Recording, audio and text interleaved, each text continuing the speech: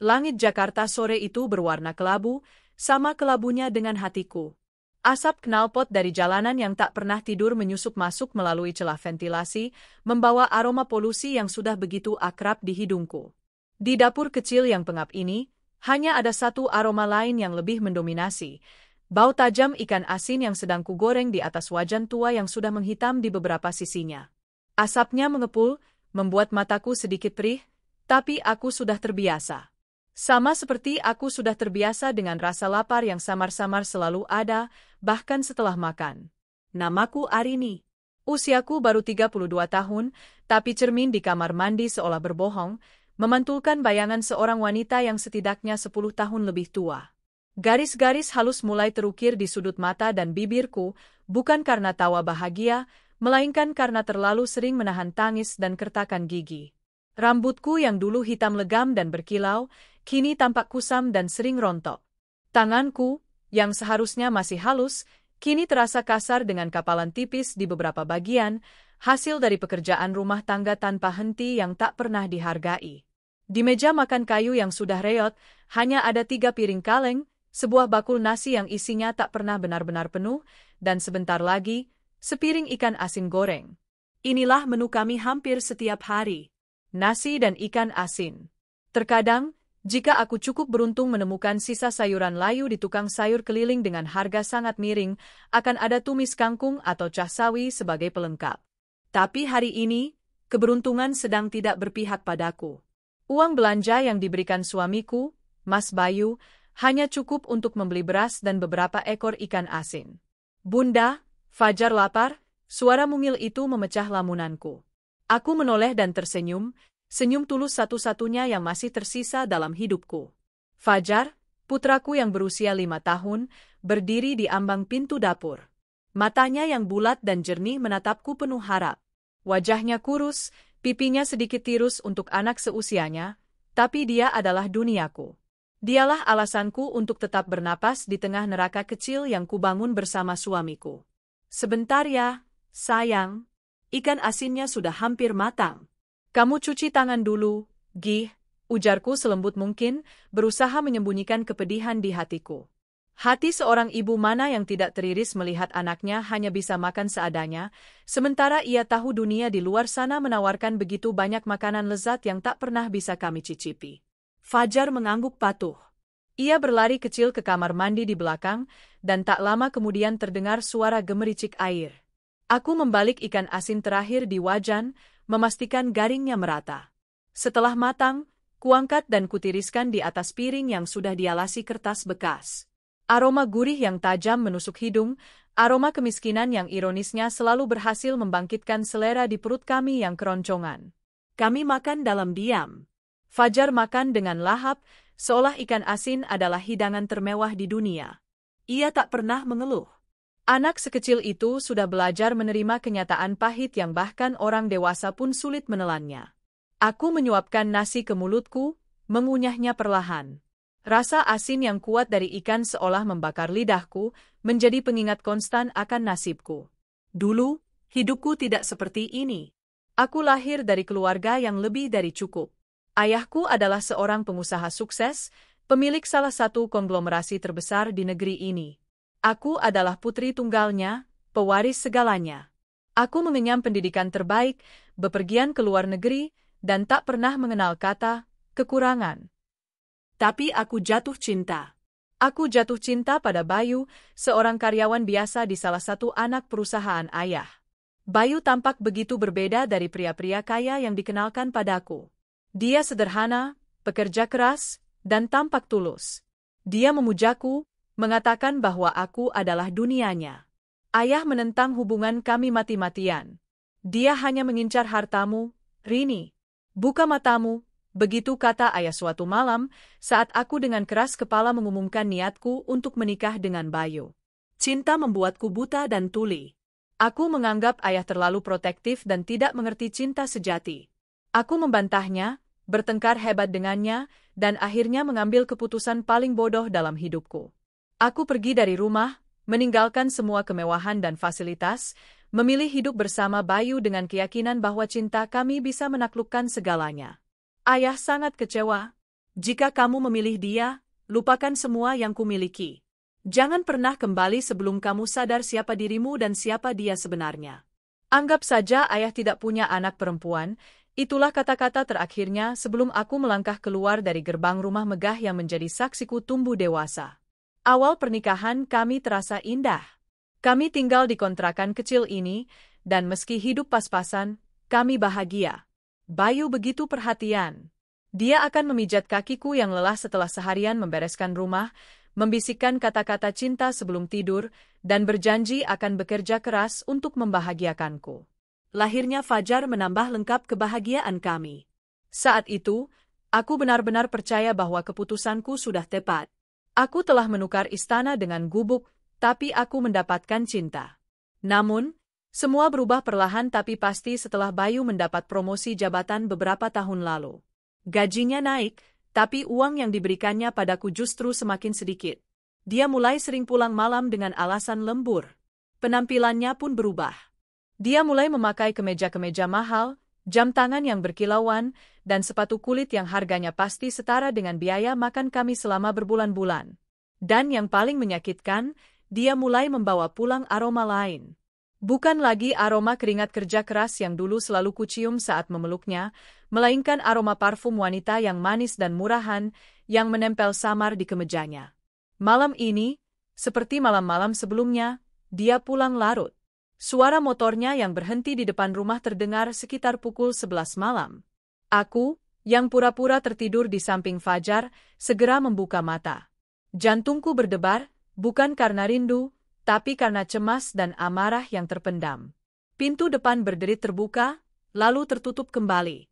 Kudengar langkah kakinya di ruang tamu, lalu suara kulkas dibuka. Mungkin dia mencari minum. Tak lama, dia masuk ke kamar. Dalam keremangan lampu tidur, aku bisa melihat siluetnya yang tegap. Dia melepaskan kemejanya, melemparkannya begitu saja ke keranjang pakaian kotor. Lalu, aroma itu menyeruak.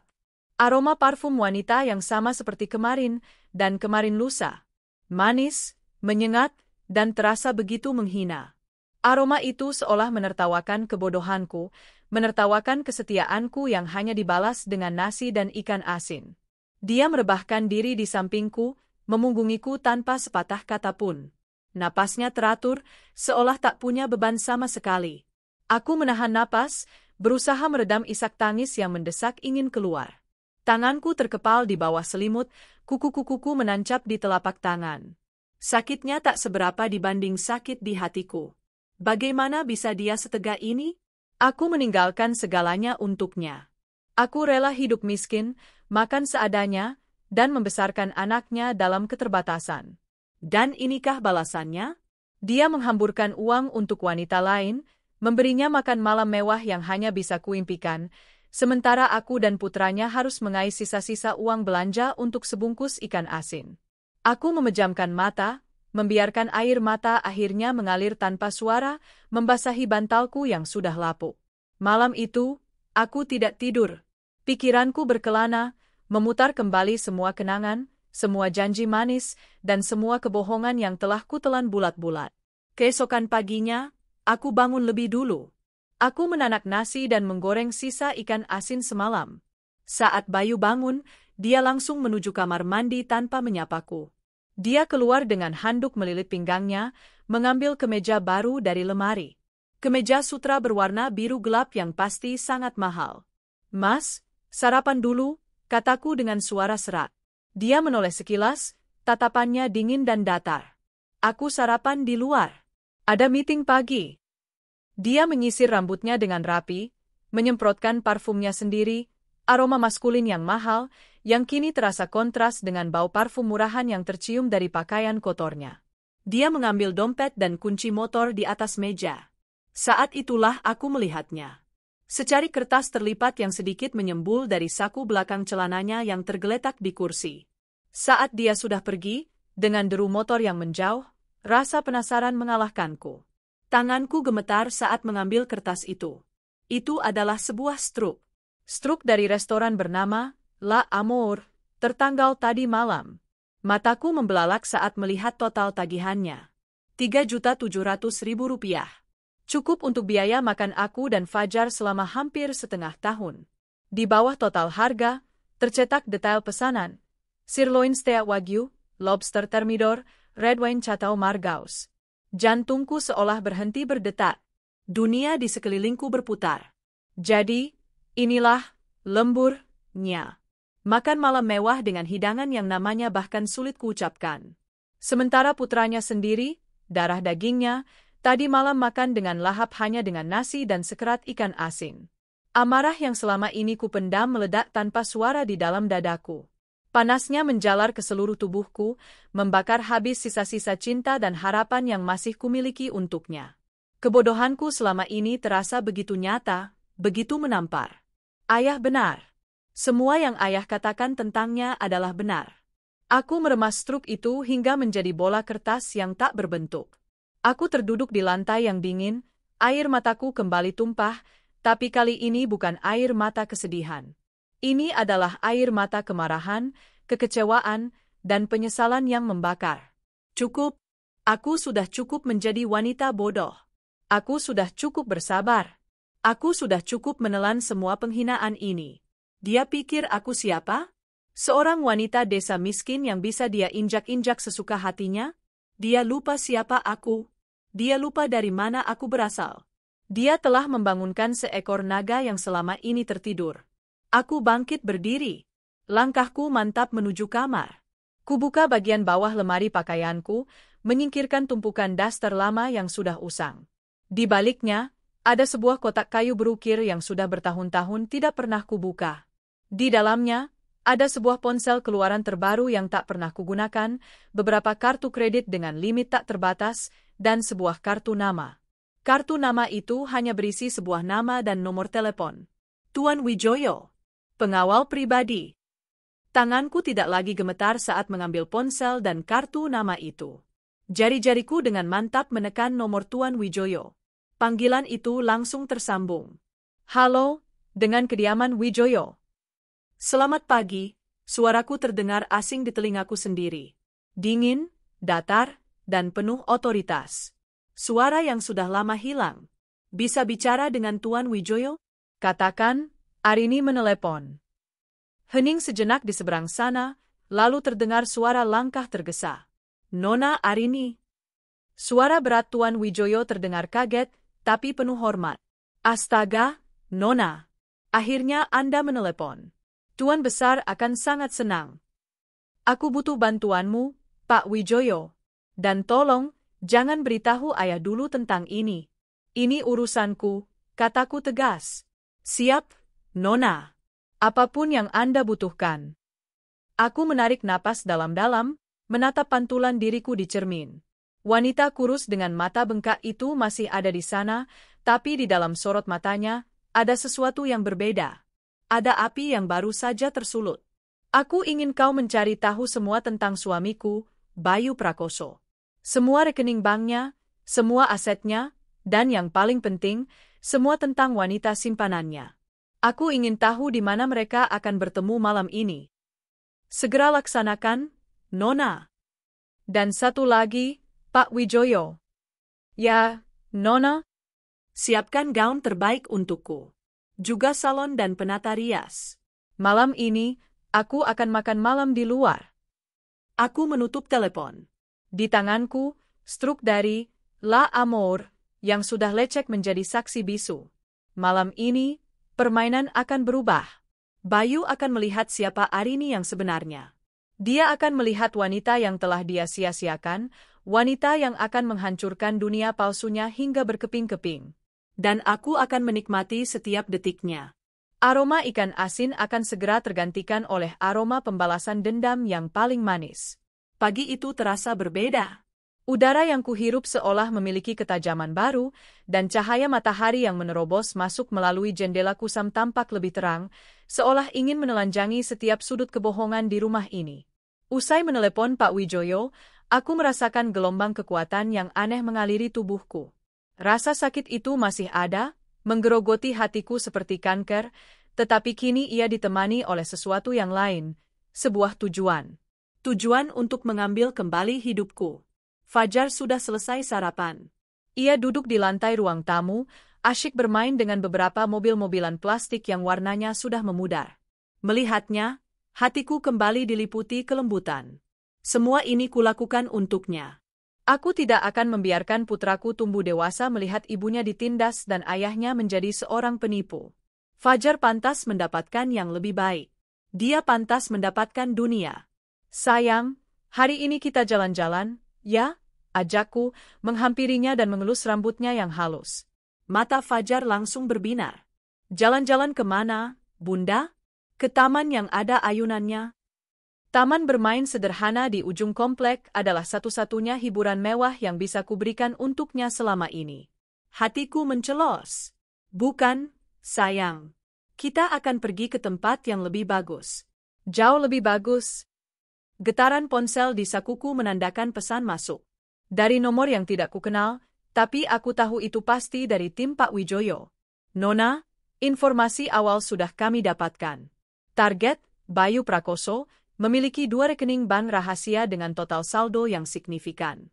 Terdeteksi beberapa transaksi besar ke rekening atas nama Riana Putri, usia 26 tahun, pekerjaan, model. Alamat apartemen Green Emerald Tower B, lantai 21. Mobil Honda HR-V merah atas nama Riana Putri, lunas dibayar oleh target. Kami sedang melacak aktivitas mereka hari ini. Update selanjutnya akan segera kami berikan. Tanganku mencengkeram ponsel dengan erat. Riana. Jadi itu namanya. Modal.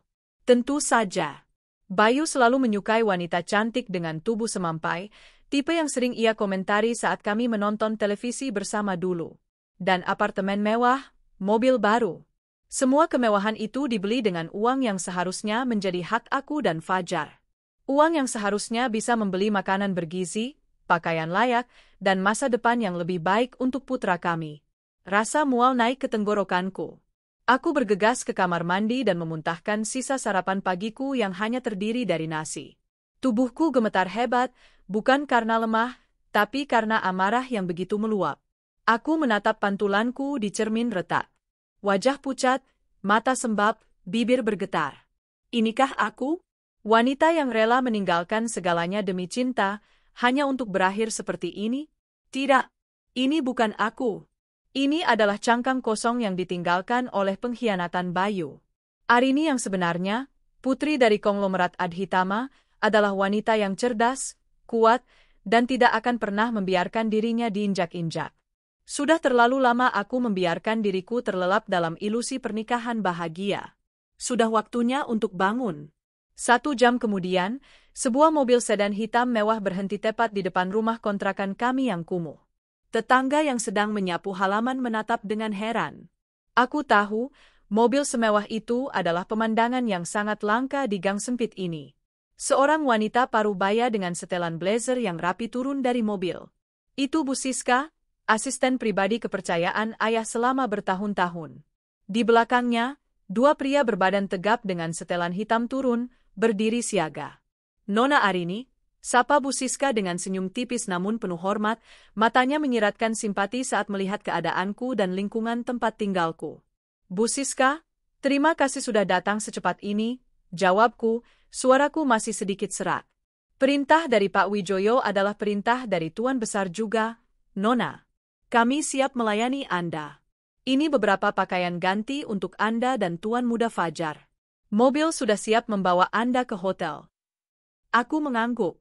Aku menoleh ke dalam, memanggil Fajar. Anak itu menatap takjub pada mobil besar dan orang-orang asing di depan rumahnya. Bunda, kita mau kemana? Tanyanya sambil memegang tanganku erat-erat. Kita mau pindah ke istana baru, sayang, bisikku. Sebuah janji yang kali ini pasti akan kutepati. Kami tidak membawa apa-apa selain pakaian yang melekat di badan. Semua barang di rumah ini adalah pengingat akan kebohongan dan penderitaan. Aku ingin memulai lembaran yang benar-benar baru. Saat mobil melaju meninggalkan gang sempit itu, aku tidak menoleh ke belakang sama sekali. Aku telah menutup pintu menuju masa laluku yang kelam. Kami diantar ke sebuah suite presidential di salah satu hotel bintang 5 paling mewah di Jakarta. Fajar berlari-larian di atas karpet tebal yang empuk, matanya berbinar melihat jendela besar yang menyuguhkan pemandangan kota dari ketinggian. Untuk pertama kalinya setelah sekian lama, aku melihat tawa lepas di wajahnya. Tawa itu adalah musik termerdu di telingaku. Sementara Fajar asyik menjelajahi istana barunya, Bu Siska mulai mengatur segalanya. Tim penata rias dan penata rambut profesional datang ke kamar. Mereka bekerja dengan cekatan, mengubah penampilanku secara drastis. Rambutku yang kusam dipotong dan ditata menjadi model bob elegan yang membingkai wajahku dengan sempurna. Wajahku dirias dengan riasan tipis namun berkelas, menutupi lingkaran hitam di bawah mataku dan menonjolkan tulang pipiku yang selama ini tersembunyi di balik wajah tirusku. Kemudian, mereka membawakan gaun. Sebuah gaun malam berwarna merah marun yang simpel namun sangat anggun, terbuat dari bahan sutra yang jatuh dengan sempurna di tubuhku. Gaun itu mengekspos leher jenjang dan bahuku, memberikan kesan kuat dan percaya diri. Saat aku menatap cermin, aku hampir tidak mengenali diriku sendiri. Wanita di cermin itu bukanlah Arini si istri teraniaya. Dia adalah Arini Adhitama, seorang wanita yang memegang kendali atas takdirnya. Ponselku kembali bergetar. Pesan dari tim Pak Wijoyo. Nona, Target dan Riana Putri terkonfirmasi akan makan malam di restoran La Amour pukul 19 malam ini. Meja nomor 17, area semi privat. Kami sudah memesankan meja untuk Anda tepat di sebelahnya, meja nomor 18. Semua sudah diatur atas nama Anda. Tim pengawal akan siaga di sekitar lokasi tanpa terlihat mencolok. Aku tersenyum tipis. Sempurna. Semuanya berjalan sesuai rencana. Bu Siska, tolong jaga Fajar untukku malam ini. Pastikan dia makan makanan yang enak dan tidur dengan nyenyak, pesanku. Tentu, Nona. Anda tidak perlu khawatir. Tuan muda akan aman bersama saya. Menjelang pukul 7 malam, aku siap berangkat. Aku mengenakan sepasang sepatu hak tinggi berwarna hitam dan membawa sebuah tas tangan kecil yang elegan. Sebelum pergi, aku mencium kening Fajar yang sudah tertidur pulas di ranjang empuk yang besar. Wajahnya tampak begitu damai. Tidur yang nyenyak, pahlawan bunda.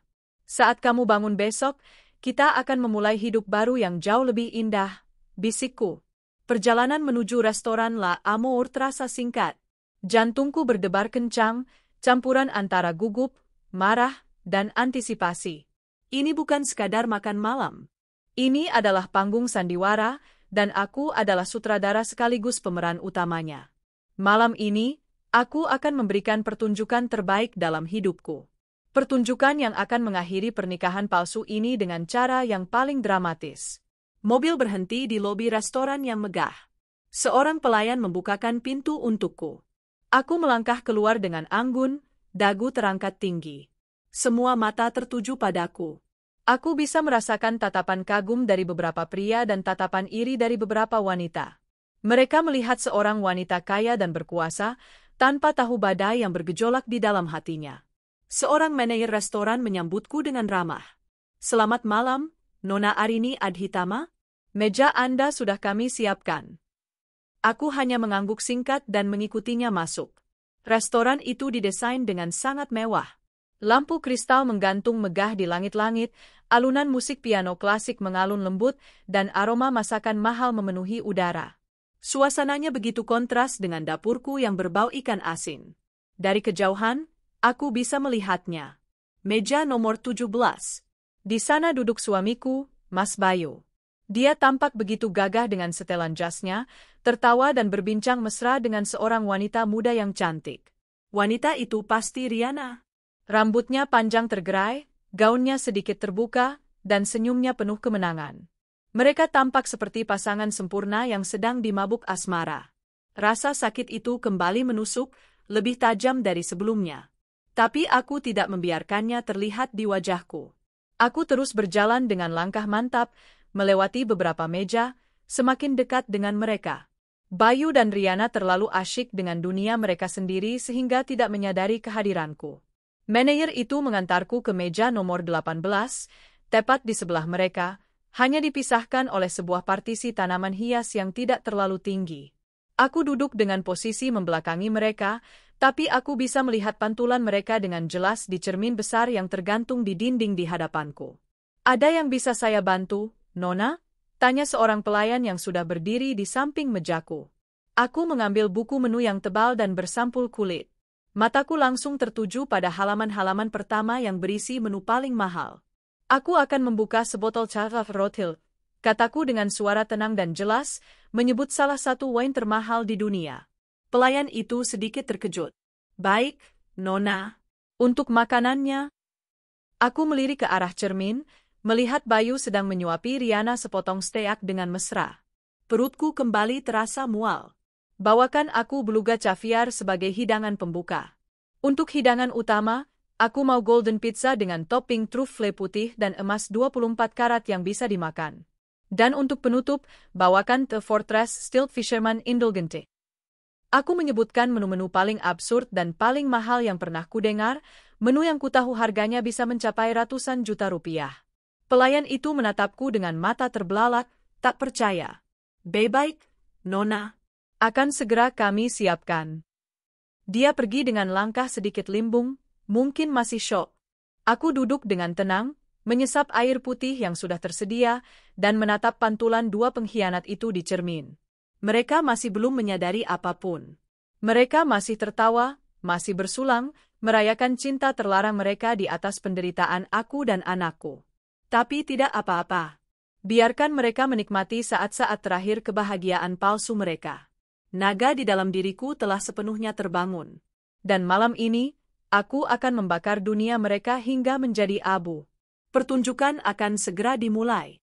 Keheningan di mejaku terasa seperti pusat dari badai yang akan datang. Di sekelilingku, denting garpu dan pisau beradu dengan porselen mahal, suara tawa yang tertahan, dan bisikan-bisikan para sosialita. Namun, di duniaku yang hanya selebar meja nomor 18, yang ada hanyalah detak jantungku yang stabil dan pantulan dua orang pengkhianat di cermin besar di hadapanku.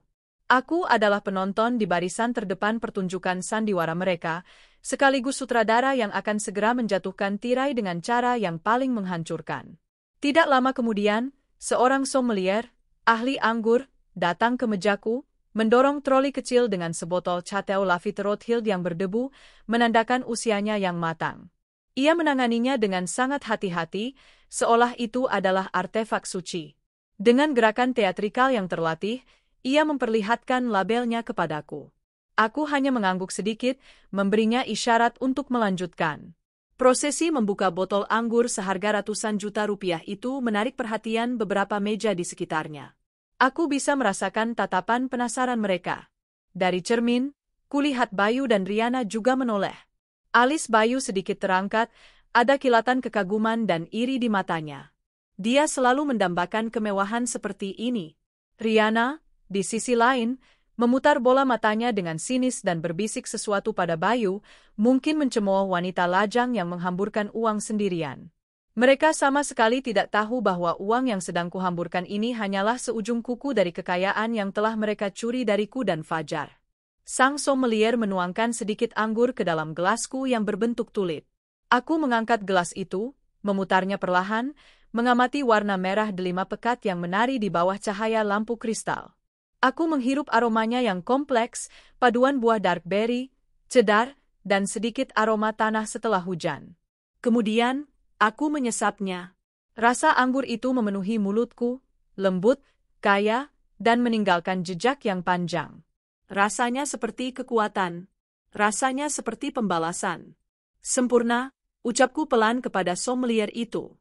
Ia tersenyum lega dan menuangkan anggur hingga sepertiga gelas sebelum meletakkan botol itu di atas meja dan membungkuk hormat lalu pergi.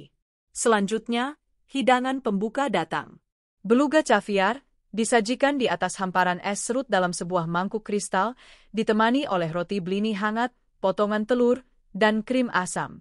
Telur ikan sturgeon termahal di dunia itu berkilauan seperti mutiara hitam. Aku mengambil sedikit dengan sendok mutiara, meletakkannya di atas blini, dan menyuapkannya ke mulutku. Rasa asin yang lembut dan krimi meledak di lidahku.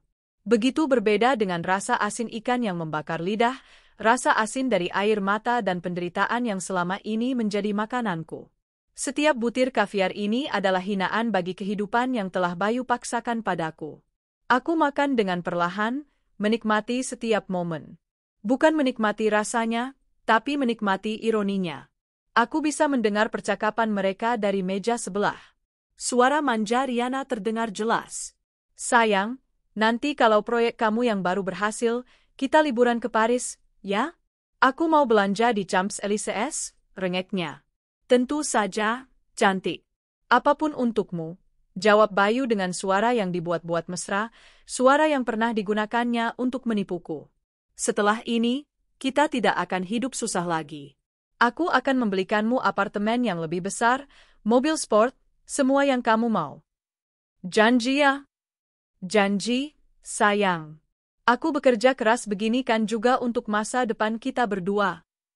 Masa depan kita berdua. Kalimat itu seperti belati yang ditusukkan kembali ke luka lamaku. Perutku bergejolak, bukan karena mual, tapi karena amarah yang membara. Dia berbicara tentang masa depan dengan wanita lain, menggunakan uang yang seharusnya untuk masa depan putranya sendiri. Putranya yang mungkin sedang bermimpi indah di ranjang hotel yang asing, tanpa tahu bahwa ayahnya sedang merencanakan pengkhianatan yang lebih besar lagi. Aku menyesap anggurku lagi, berusaha menenangkan gejolak di dadaku. Sabar, Arini, sabar. Waktumu akan tiba. Biarkan mereka terus bermain dalam drama murahan ini. Hidangan utama akhirnya tiba, dan kedatangannya menyebabkan kehebohan kecil. 2 orang pelayan membawanya dengan sangat hati-hati. Golden Pizza. Sebuah pizza berukuran sedang, namun permukaannya berkilauan. Bukan kilauan keju mozzarella biasa, melainkan kilauan dari serpihan emas 24 karat yang bisa dimakan, ditaburkan di atas irisan jamur trufle putih yang langka. Aromanya begitu kuat dan mewah. Kali ini, hampir seluruh pengunjung di area itu menoleh ke arah mejaku, termasuk Bayu dan Riana. Dari cermin, aku melihat mulut Riana sedikit terbuka, matanya terpaku pada pizza emas itu. Wajah Bayu menunjukkan ekspresi yang sulit diartikan, campuran antara takjub, tidak percaya, dan rasa penasaran yang luar biasa. Dia pasti bertanya-tanya, siapa gerangan wanita misterius yang memesan hidangan-hidangan paling gila di restoran ini? Aku mengabaikan semua tatapan itu. Dengan anggun, aku mengambil sepotong pizza. Aku memakannya tanpa ekspresi, seolah itu adalah hal paling wajar di dunia. Rasanya, aku tidak terlalu peduli. Yang kupedulikan adalah efek yang ditimbulkannya. Aku ingin Bayu melihat kemewahan yang tidak bisa ia raih dengan usahanya sendiri. Aku ingin dia merasa kecil. Aku ingin dia merasa miskin di tengah restoran mahal ini, bahkan ketika dia baru saja menghabiskan jutaan rupiah untuk selingkuhannya. Gila? Siapa sih perempuan itu? Pamer banget, desis Riana, cukup keras hingga aku bisa mendengarnya. Entahlah, mungkin salah satu dari sosialita yang tidak jelas itu, jawab Bayu, tapi matanya masih sesekali melirik ke arah mejaku. Ada sesuatu dalam dirinya yang terusik. Mungkin postur tubuhku, atau cara aku memegang gelas anggur. Sesuatu yang samar-samar ia kenali tapi tidak bisa ia tempatkan. Tentu saja, dalam benaknya, istrinya adalah wanita kucel yang hanya bisa berjongkok di depan wajan berisi ikan asin. Tidak mungkin wanita itu adalah aku. Aku tersenyum tipis. Biarkan dia bertanya-tanya. Biarkan benih keraguan mulai tumbuh di benaknya. Aku menghabiskan 2 potong pizza dan separuh anggurku. Aku melambaikan tangan pada pelayan. Saya sudah selesai dengan hidangan utama. Tolong siapkan hidangan penutup saya. Dan tolong, bungkus sisa pizza ini. Saya akan memberikannya pada anjing saya di rumah, kataku dengan suara yang sengaja kukeraskan sedikit. Beberapa orang di meja sekitar terkesiap. Memberikan pizza seharga puluhan juta untuk anjing? Itu adalah tingkat kekayaan yang berbeda. Aku melihat wajah Bayu di cermin menegang. Penghinaan dalam kata-kataku, meskipun tidak ditujukan langsung padanya, terasa begitu personal.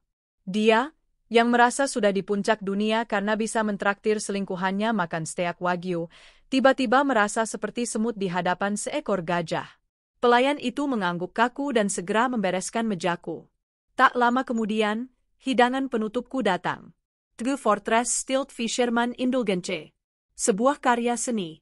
Patung nelayan kecil yang terbuat dari coklat, duduk di atas sebongkah batu aquamarine 80 karat, di tengah-tengah hidangan penutup yang terbuat dari krim Irlandia dan buah-buahan eksotis. Ini adalah puncak dari sandiwaraku. Hidangan penutup yang harganya lebih mahal dari mobil yang Bayu belikan untuk Riana. Riana ternganga, matanya seolah mau keluar. Dia mengeluarkan ponselnya dan diam-diam mencoba memotret mejaku. Bayu hanya bisa menatap kosong, rahangnya mengeras. Dia tampak pucat. Mungkin dia sedang menghitung-hitung berapa total tagihan wanita misterius di meja sebelah. Aku mengambil sendok peraku dan dengan sengaja menghancurkan patung nelayan coklat itu. Suara coklat yang pecah terdengar renyah di tengah keheningan yang canggung. Aku menyendok sedikit krim dan buah, lalu memakannya. Cukup. Aku sudah cukup bermain-main. Aku sudah menunjukkan kekuasaan absolutku melalui cara yang paling materialistis. Kini saatnya untuk membuka jati diriku. Aku meminta tagihan. Seorang manajer datang sendiri membawanya, meletakkannya di atas nampan perak kecil. Aku bahkan tidak melihat angkanya. Aku hanya mengeluarkan kartu kredit hitam tanpa batas dari tas tanganku dan menyerahkannya. Terima kasih atas pelayanannya. Semuanya luar biasa, kataku sambil tersenyum pada manajer itu. Saatnya untuk babak final. Aku sengaja menjatuhkan serbet sutraku ke lantai. Aku membungkuk untuk mengambilnya, lalu saat aku kembali tegak, aku tidak langsung duduk. Aku berdiri, dan perlahan, aku memutar tubuhku menghadap ke seluruh restoran. Aku berhenti sejenak, membiarkan semua orang melihatku dengan jelas. Gaun merah marun, riasan sempurna, tatapan dingin dan tajam. Dan kemudian, aku menatap lurus ke meja nomor 17. Waktu seolah berhenti. Suara denting piano mendadak lenyap dari pendengaranku. Aku melihat mata Riana melebar karena kaget. Tapi aku tidak peduli padanya. Fokusku hanya pada satu orang. Bayu. Dia sedang mengangkat gelas anggurnya ke bibir. Matanya bertemu dengan mataku. Gelas itu berhenti di udara. Wajahnya yang semula tegang karena penasaran, kini berubah. Warna wajahnya memucat drastis. Matanya membelalak ngeri, seolah baru saja melihat hantu. Bibirnya bergetar, mencoba membentuk sebuah nama yang tak bisa ia ucapkan. Arini, bisiknya, nyaris tak terdengar, namun di tengah keheningan yang tercipta di antara kami, suaranya terdengar seperti guntur. Aku tersenyum. Bukan senyum hangat yang biasa kuberikan padanya. Ini adalah senyum dingin, tajam, dan penuh kemenangan. Senyum sang naga yang siap menyemburkan apinya. Panggung telah disiapkan. Para penonton telah mengambil tempat mereka. Dan sang aktor utama akhirnya menyadari bahwa ia hanyalah sebuah pion dalam permainanku. Bisikan Bayu yang menyebut namaku, Arini, menggantung di udara yang tiba-tiba terasa begitu padat dan berat. Suara itu, meskipun lirih, seolah memiliki kekuatan untuk menghentikan seluruh aktivitas di restoran La Amour. Denting piano berhenti di tengah nada, para pelayan membeku di tempat, dan bisik-bisik para tamu kaya raya mendadak senyap. Semua mata kini tertuju pada kami, pada drama tak terduga yang tersaji di antara meja nomor 17 dan 18. Mereka datang untuk menikmati hidangan mahal, tapi kini mereka mendapatkan pertunjukan yang jauh lebih memikat. Aku membiarkan senyum dinginku mengembang, menikmati setiap detik dari keterkejutan yang terlukis di wajah suamiku. Wajahnya yang beberapa saat lalu masih berseri-seri karena memuja selingkuhannya, kini pucat pasi seperti kertas. Matanya yang membelalak menatapku seolah aku adalah hantu yang bangkit dari kubur, hantu dari kehidupan sederhana dan miskin yang ia pikir telah berhasil ia kubur dalam-dalam di rumah kontrakan kami yang pengap. Gelas anggur di tangannya bergetar hebat, menumpahkan sedikit isinya ke taplak meja putih bersih, menciptakan noda merah seperti darah. Kenapa, Mas? Kaget melihatku di sini. Aku memulai, suaraku terdengar tenang dan jernih, membelah keheningan restoran. Aku melangkahkan kakiku perlahan, mendekati meja mereka. Setiap langkah sepatu hak tinggiku di lantai marmer terdengar seperti ketukan palu hakim. Apa kau pikir aku selamanya akan duduk di rumah, menggoreng ikan asin untuk makan malam, sementara kau menikmati steak wagyu dengan uang yang seharusnya untuk anak kita? Bayu tidak bisa menjawab.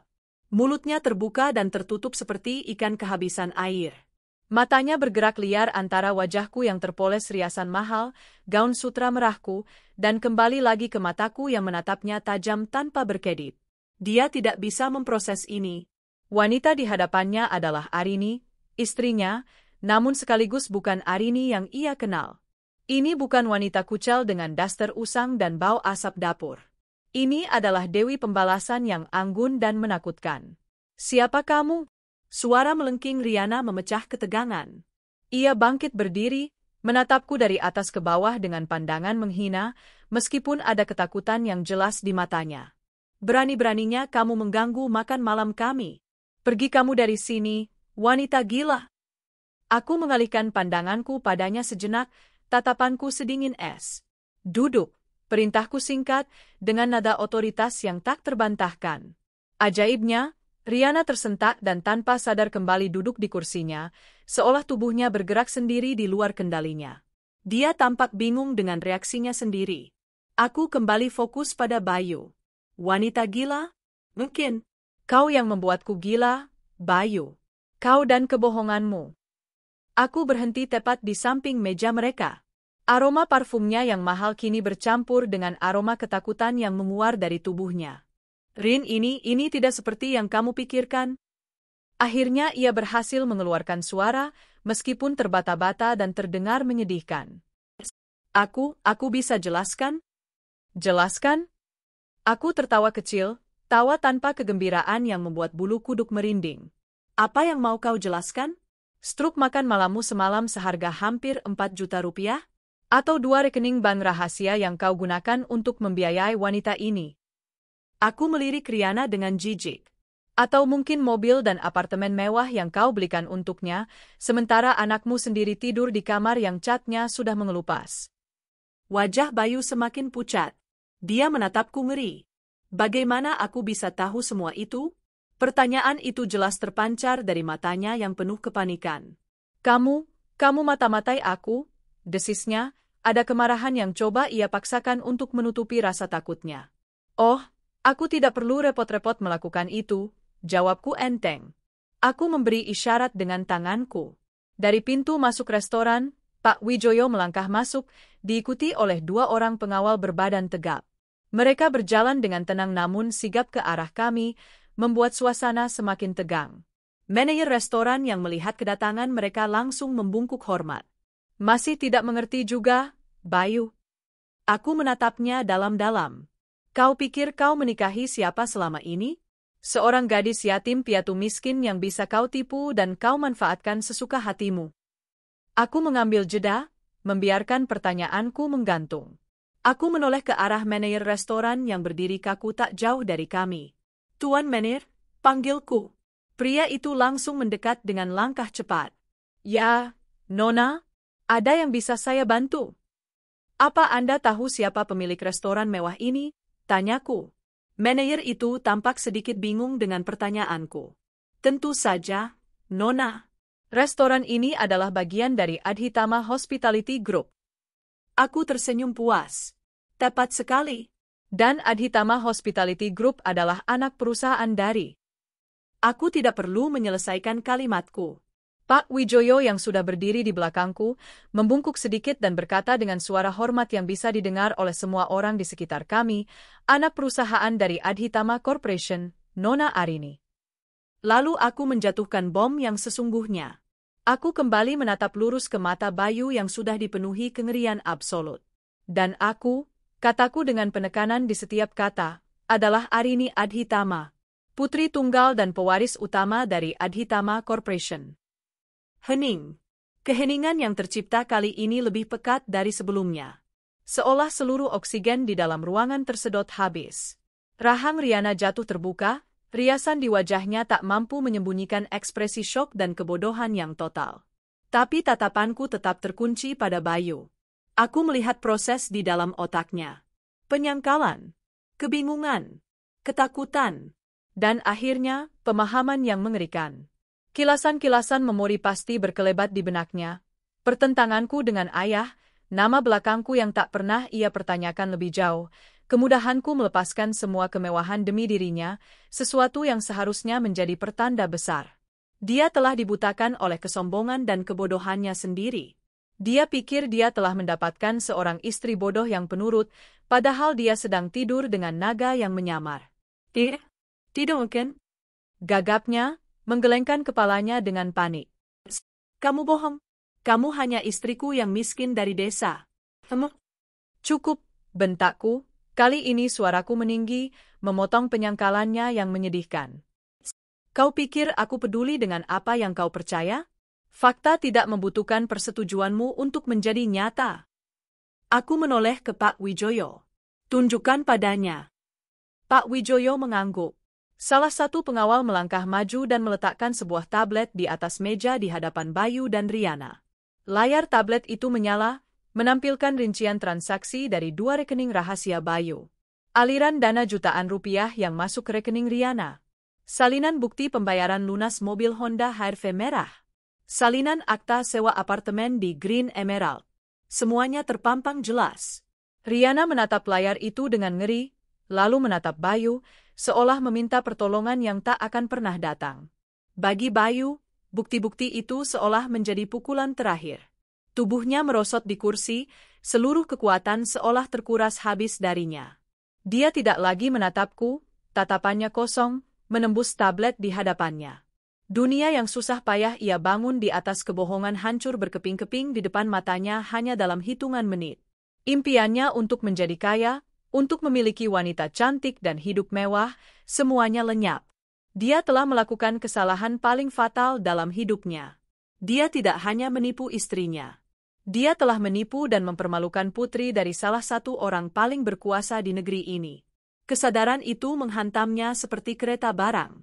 Keringat dingin mulai membanjiri pelipisnya. Napasnya menjadi cepat dan pendek. Wajahnya yang sudah pucat kini berubah menjadi seputih mayat. Matanya berputar ke atas, dan dengan sebuah erangan pelan, tubuhnya terkulai lemas dan jatuh dari kursi ke lantai dengan suara gedebuk yang memalukan. Dia pingsan. Restoran gempar. Beberapa wanita menjerit kaget. Riana berteriak histeris. Bayu. Sayang, Bang. Ia mencoba menghampiri Bayu, namun salah satu pengawalku dengan sigap menghalangi jalannya. Aku menatap tubuh tak berdaya di lantai itu tanpa rasa iba sedikitpun. Bagiku, dia hanyalah tumpukan sampah. Pak Wijoyo, kataku dengan suara dingin. Ya, Nona. Bawa sampah ini keluar dari hadapanku. Buang dia ke jalanan. Pastikan semua kartu kreditnya diblokir, rekeningnya dibekukan, dan beritahu pihak keamanan di perusahaannya bahwa dia dipecat atas tuduhan penggelapan dana. Aku tidak mau melihat wajahnya lagi. Baik, Nona. Akan segera kami laksanakan. 2 pengawal itu dengan cekatan mengangkat tubuh lemas Bayu, menyeretnya keluar dari restoran seperti karung beras, tidak peduli dengan tatapan para pengunjung. Riana menjadi semakin histeris. Dia meronta-ronta, mencoba melepaskan diri. Jangan bawa dia. Kamu tidak bisa melakukan ini. Kamu siapa? Lepaskan aku. Aku berjalan mendekatinya, menatapnya lurus di mata. Air matanya yang bercampur maskara luntur membuat wajah cantiknya tampak mengerikan. Aku tersenyum sinis. Aku adalah wanita yang memberimu makan malam terakhirmu yang mewah. Kurasa, kau yang harus membayar tagihan meja ini sekarang. Anggap saja sebagai biaya perpisahan. Aku melemparkan struk tagihan meja mereka yang tadi sempat kuambil ke pangkuannya. Setelah itu, aku tidak memedulikannya lagi. Aku berbalik, berjalan dengan anggun melewati kekacauan yang kubuat. Pak Wijoyo membukakan jalan untukku. Seluruh restoran seolah memberiku jalan, menatapku dengan campuran rasa takut dan kagum. Aku tidak menoleh ke belakang.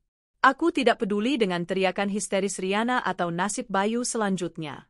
Mereka hanyalah bagian dari masa lalu yang harus kubuang.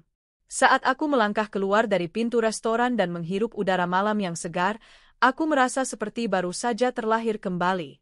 Naga itu telah menyemburkan apinya, dan kini saatnya untuk terbang.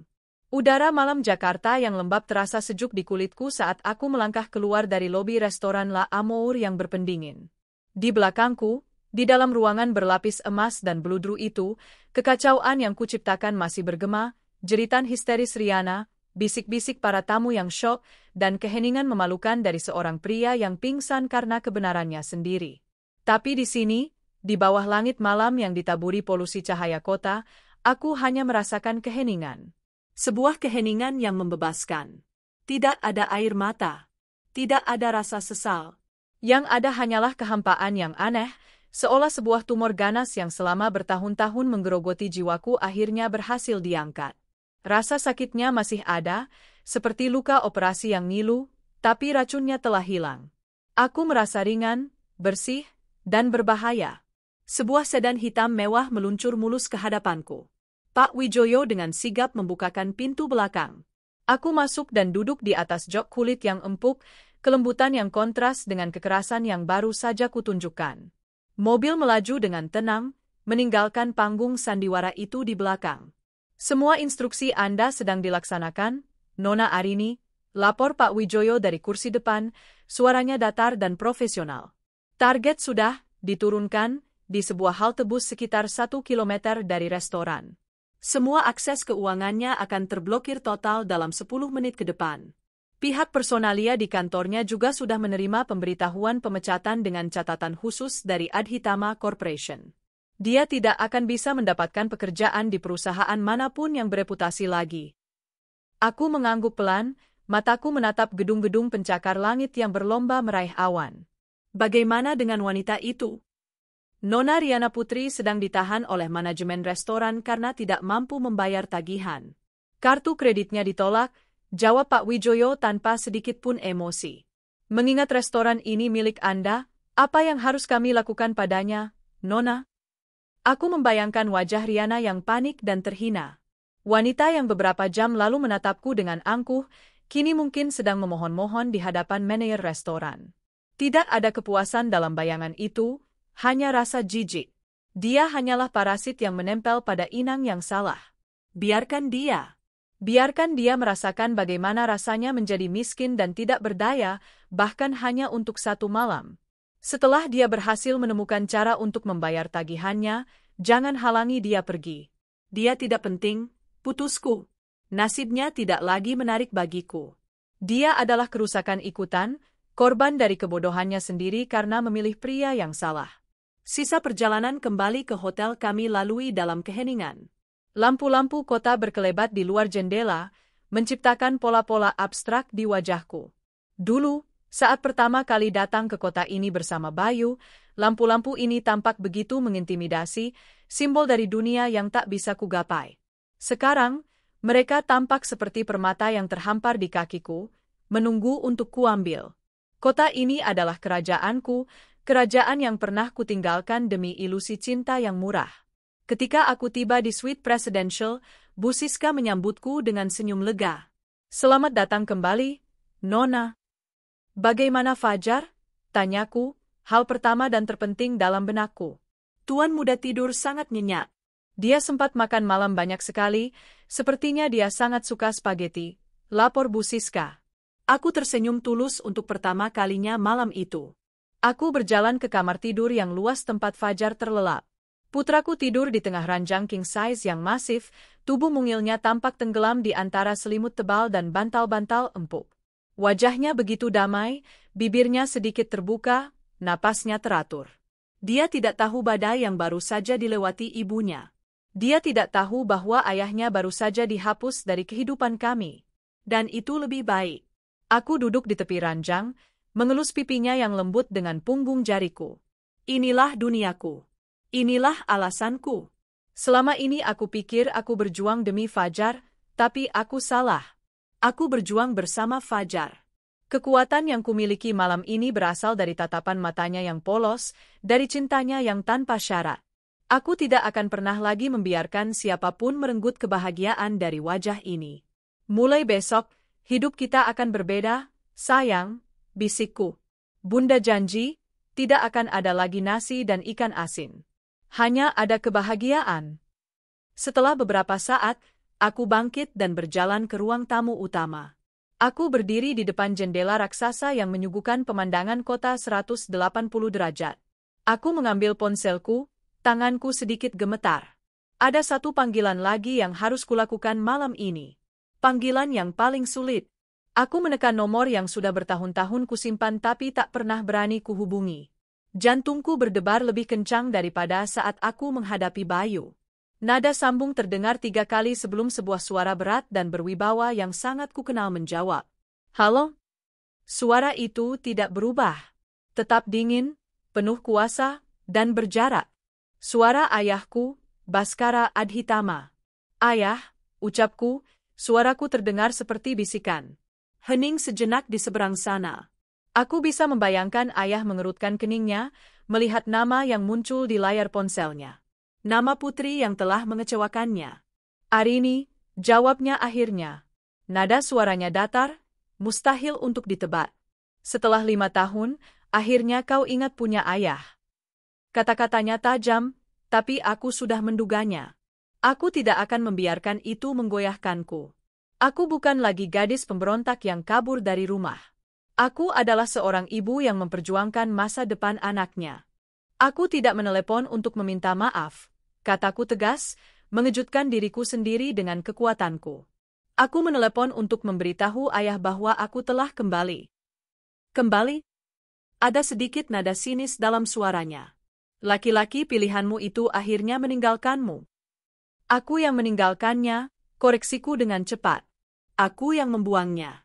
Malam ini, aku sudah mengambil kembali kendali atas hidupku, ayah. Aku hanya merasa, ayah berhak tahu. Aku menceritakan semuanya secara singkat dan padat.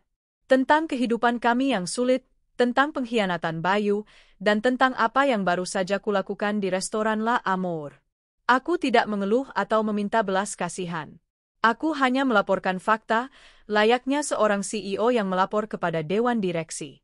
Saat aku selesai, keheningan kembali menyelimuti. Kali ini, keheningan itu terasa berbeda. Bukan dingin, melainkan penuh pertimbangan. Kau punya seorang putra, ucap ayah akhirnya. Itu bukan pertanyaan, melainkan pernyataan. Suaranya terdengar serak. Ya, namanya Fajar. Dia berusia 4 tahun. Dia cucu ayah. Aku mendengar ayah menghela napas berat di seberang sana. Suara itu, untuk pertama kalinya, terdengar seperti suara seorang ayah, bukan seorang konglomerat. Wijoyo sudah memberitahuku bahwa kau menghubunginya. Aku yang menyuruhnya untuk memberimu akses tanpa batas ke semua fasilitas kita. Akunya. Aku sudah menunggumu. Aku tahu, cepat atau lambat, darah Adhitama dalam dirimu akan menang. Air mata mulai menggenang di pelupuk mataku, tapi aku menahannya. Aku tidak melakukannya untuk membuktikan apapun pada ayah. Aku melakukannya untuk putraku. Aku tahu, jawabnya lembut. Dan itu yang membuatku bangga padamu. Kau bukan lagi gadis kecilku yang naif. Kau sudah menjadi seorang ratu yang melindungi kerajaannya. Selamat datang kembali di rumah, Arini. Panggilan itu berakhir tak lama setelahnya. Aku menurunkan ponselku, dan akhirnya, air mata yang kutahan pun jatuh. Bukan air mata kesedihan, tapi air mata kelegaan. Sebuah beban berat yang tak kusadari kupikul selama ini, beban kemarahan dan kekecewaan ayah, telah terangkat. Aku menatap kembali ke arah kota di bawahku. Restoran La Amour hanyalah sebuah titik kecil di antara ribuan lampu lainnya. Bayu dan Riana sudah menjadi tidak lebih dari debu masa lalu. Malam ini, aku tidak hanya menghancurkan suamiku. Aku telah menghancurkan sangkar yang kubuat untuk diriku sendiri. Aku telah membuang sampah dari masa laluku, dan sekarang, aku berdiri di puncak dunia, siap untuk membangun masa depan yang baru di atas puing-puingnya. Untukku, dan untuk Fajar. Matahari pagi menembus celah tirai tebal di suite presidential, melukis garis-garis keemasan di atas karpet mewah. Aku terbangun bukan karena alarm, melainkan karena tawa kecil yang renyah. Aku membuka mata dan melihat pemandangan terindah di dunia. Fajar, putraku, sedang berdiri di atas kursi di depan jendela raksasa, menempelkan kedua telapak tangan mungilnya di kaca, matanya berbinar takjub menatap hamparan kota Jakarta yang terbentang di bawahnya. Bunda! Bunda, lihat! Mobilnya kecil-kecil kayak mainan, serunya, menoleh ke arahku dengan senyum yang begitu lebar hingga matanya menyipit. Kita di atas awan, ya, Bun? Aku tersenyum dan bangkit dari ranjang, menghampirinya. Selamat pagi, sayang. Ya, kita tinggi sekali, ya? Aku memeluknya dari belakang, ikut memandang pemandangan yang sama. Pemandangan kerajaanku. Semalam, aku telah meruntuhkan masa laluku. Pagi ini, aku akan mulai membangun masa depanku. Nama putraku adalah Fajar, yang berarti fajar atau pagi yang baru. Dan memang, inilah fajar baru bagi kami. Bunda, fajar lapar, rengeknya manja, perut kecilnya pasti sudah keroncongan. Biasanya, pagi hari di rumah kontrakan kami hanya akan diisi dengan sepiring nasi sisa semalam dan sepotong ikan asin. Tapi tidak lagi. Tidak akan pernah lagi. Lapar? Bunda punya kejutan untuk jagoan Bunda. Aku menggandengnya menuju ruang makan di dalam suite. Di sana, di atas meja mahoni yang berkilauan, sebuah troli saji telah disiapkan oleh staf hotel. Bukan nasi dan ikan asin, melainkan tumpukan panekup dengan sirup mapel, sosis panggang, telur mata sapi, semangkuk besar buah-buahan segar berwarna-warni, beberapa jenis roti dan kue-kue kecil, serta susu segar dan jus jeruk dalam teko kristal. Mata Fajar membelalak. Mulutnya sedikit terbuka. Dia menatap hidangan itu, lalu menatapku, seolah tidak percaya. Ini semua buat Fajar, Bun? Tentu saja, sayang. Makan sepuasmu. Anakku tidak perlu disuruh 2 kali. Dia langsung duduk dan dengan lahap menyantap panekuknya. Melihatnya makan dengan begitu gembira, dengan pilihan makanan yang begitu banyak, adalah sebuah kemenangan yang jauh lebih manis daripada melihat Bayu pingsan di lantai restoran. Ini adalah pembalasan dendam yang sesungguhnya. Memberikan kehidupan yang layak dan kebahagiaan untuk putraku, kehidupan yang telah dirampas oleh ayahnya sendiri. Sambil Fajar menikmati sarapannya, aku menelepon Pak Wijoyo. Selamat pagi, Pak. Tolong siapkan beberapa hal untuk hari ini. Pertama, kosongkan jadwal saya. Kedua, saya ingin tim penata gaya dan busana terbaik datang ke hotel dalam 1 jam. Siapkan juga koleksi dari desainer-desainer ternama. Untukku dan untuk putraku. Ketiga, atur pertemuan dengan ayah di kantor pusat Adhitama Corp jam 3 sore nanti. Baik, Nona. Akan segera saya laksanakan, jawabnya sigap. Setelah panggilan itu, aku mandi dan bersiap. Saat aku bercermin, aku tidak lagi melihat wanita lelah dengan lingkaran hitam di bawah mata.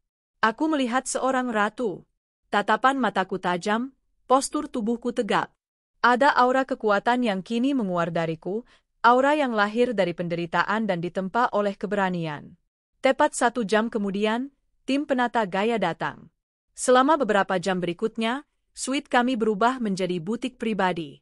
Rak-rak pakaian, kotak-kotak sepatu, dan nampan-nampan perhiasan memenuhi ruangan. Fajar begitu gembira, mencoba berbagai setelan kecil yang membuatnya tampak seperti seorang pangeran. Aku memilih beberapa setelan bisnis yang elegan, gaun-gaun koktail yang anggun, dan pakaian kasual yang mewah. Aku membuang semua sisa-sisa identitas lamaku. Tidak ada lagi daster usang. Yang ada hanyalah Arini Adhitama. Di tengah kesibukan kami, ponsel Pak Wijoyo berdering. Ia mendengarkan sejenak lalu menghampiriku. Nona, ada sedikit informasi mengenai target. Aku berhenti sejenak dari memilih sepasang anting berlian. Ya? Tuan Bayu terbangun di halte bus pagi ini. Dia mencoba menggunakan ponselnya, tapi tentu saja semuanya sudah terblokir. Dia sempat berjalan ke kantornya, tapi ditolak masuk oleh keamanan. Menurut laporan, dia sempat mengamuk di lobi sebelum akhirnya diusir. Saat ini, dia terlihat berjalan tanpa tujuan di sekitar area Sudirman, tampak seperti gelandangan. Aku mengangguk, tidak merasakan apa-apa. Dan wanitanya? Nona Riana akhirnya berhasil menghubungi seorang temannya untuk membayarkan tagihan restoran setelah ditahan semalaman. Dia meninggalkan restoran pagi tadi dengan wajah bengkak karena menangis dan malu. Bagus, kataku singkat. Pastikan mereka tidak bisa menghubungiku atau mendekati Fajar dengan cara apapun. Mereka sudah menjadi bagian dari masa lalu. Pukul 2:30 sore, kami siap. Aku mengenakan setelan blazer berwarna krem yang dipadukan dengan celana panjang berpotongan sempurna. Rambutku ditata rapi, riasanku tipis namun tegas.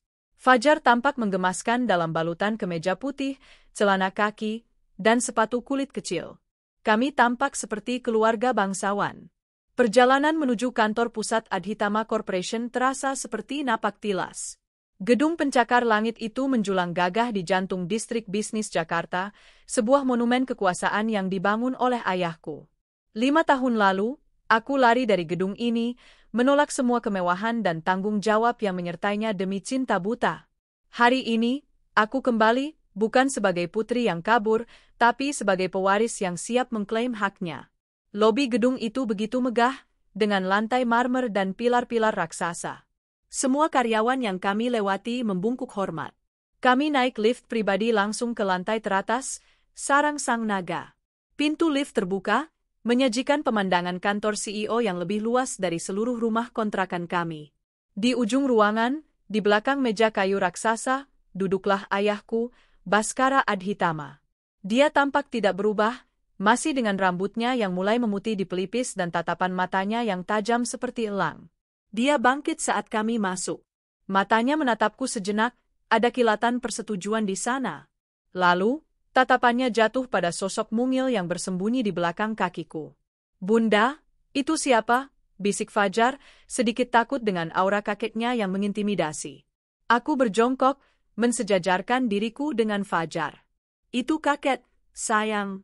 Ayo, beri salam pada kakek." Aku menggandeng Fajar mendekat. Untuk pertama kalinya, aku melihat keraguan di wajah ayahku yang biasanya sekeras batu. Sang taipan yang ditakuti seluruh negeri tampak bingung bagaimana harus bersikap di hadapan cucu laki-laki satu-satunya. Fajar, dengan kepolosannya, mendongak menatap ayah. "Halo, kakek." Nama Fajar, Fajar Adhitama. Ayahku tersentak mendengar nama belakang itu. Dia berjongkok perlahan, gerakan yang tampak kaku bagi tubuhnya yang terbiasa duduk di kursi kekuasaan. Dia menatap Fajar, benar-benar menatapnya. Dan kemudian, sesuatu yang tak pernah kuduga terjadi. Sudut bibir ayah yang kaku terangkat membentuk senyum tipis. Tangannya yang besar dan kuat terulur, mengelus kepala Fajar dengan lembut. "Halo, Fajar," suaranya terdengar serak. "Kakek, senang akhirnya bisa bertemu denganmu." Momen itu menghancurkan tembok es yang telah berdiri di antara kami selama 5 tahun. Di mata ayah, aku tidak hanya melihat seorang pengusaha, tapi seorang kakek yang menemukan kembali bagian dari hatinya yang hilang. Setelah beberapa saat, ayah menyuruh sekretarisnya untuk mengajak Fajar bermain di ruangan sebelah yang penuh dengan mainan. "Kini, tinggallah kami berdua. Kau terlihat berbeda, Arini," kata ayah, kembali ke nada bicaranya yang biasa, namun tanpa hawa dingin seperti di telepon. "Aku memang berbeda, ayah. Penderitaan adalah guru terbaik. Aku tidak pernah meragukanmu," katanya. "Aku hanya memberimu waktu untuk menemukan jalanmu sendiri. Dan sekarang kau sudah kembali. Apa rencanamu?" "Aku ingin bekerja," jawabku tanpa ragu. "Aku ingin belajar. Aku ingin mengambil alih apa yang menjadi hakku, bukan sebagai hadiah, tapi karena aku pantas mendapatkannya. Mulai dari bawah jika perlu." Aku ingin Fajar melihat bundanya sebagai wanita yang kuat dan mandiri, bukan hanya sebagai pewaris. Ayah menatapku lama, menilai. Lalu dia mengangguk. "Bagus, itu jawaban yang ingin kudengar. Darah Adhitama memang kental mengalir dalam dirimu." Dia berjalan ke arah jendela besar di belakang mejanya. "Lihatlah kota ini, Arini. Suatu hari nanti, semua ini akan menjadi milikmu untuk kau pimpin. Tapi kau benar, kau harus mendapatkannya." Dia berbalik menatapku. "Besok, mulailah bekerja sebagai asisten pribadiku. Kau akan belajar langsung dariku. Kau akan melihat bagaimana kerajaan ini dijalankan, dari atas hingga ke akarnya. Ini tidak akan mudah." "Aku tidak mencari yang mudah, ayah." "Aku tahu." Pintu ruangan terbuka, dan Fajar berlari masuk, memegang sebuah mobil mainan. "Bunda, kakek, lihat, Fajar punya mobil baru." Ayah tertawa kecil, tawa sungguhan yang jarang kudengar. Dia mengangkat Fajar ke dalam pelukannya. Aku berdiri di samping mereka, menatap pemandangan kota yang terhampar luas. Di sana, di puncak dunia, bersama putraku dan ayahku, aku tahu bahwa babak penderitaan dalam hidupku telah benar-benar berakhir. Fajar baru telah menyingsing, dan masa depan tampak begitu cerah dan penuh kemungkinan. Aku siap menaklukkannya. Hari pertamaku sebagai asisten pribadi CEO Adhitama Corporation dimulai bahkan sebelum matahari terbit sepenuhnya. Suara kicau burung di Taman Menshavn Adhitama yang luas menggantikan suara derit pintu dan kokok ayam tetangga di kontrakan lamaku. Aku menyesap kopi pagiku di balkon kamarku yang menghadap ke taman yang terawat sempurna, sementara Fajar masih tertidur pulas di ranjangnya yang empuk, dikelilingi mainan-mainan baru yang bahkan tak pernah muncul dalam mimpinya yang paling liar sekalipun. Kontrasnya begitu tajam hingga terasa surreal. Seminggu yang lalu, pagi hariku disibukkan dengan menanak nasi dan menggoreng ikan asin sisa. Pagi ini, aku membaca ringkasan laporan keuangan kuartalan sambil menunggu Fajar bangun untuk sarapan panekuk blueberry. Memasuki lobi utama Adhitama Tower di samping ayah adalah sebuah pengalaman yang sama sekali berbeda dari kedatanganku kemarin. Kemarin aku adalah seorang tamu, seorang anomali. Hari ini, aku adalah bagian dari kekuasaan itu sendiri. Mengenakan setelan sutra berwarna biru tua yang dibuat khusus, dengan rambut disanggul rapi dan langkah yang mantap, aku merasakan tatapan semua orang tertuju padaku. Ada rasa hormat, rasa ingin tahu, dan tak diragukan lagi, skeptisisme. Mereka melihatku sebagai putri mahkota, yang kembali, mungkin membayangkan aku adalah gadis manja yang akan bermain-main di kantor. Aku membiarkan mereka berpikir begitu.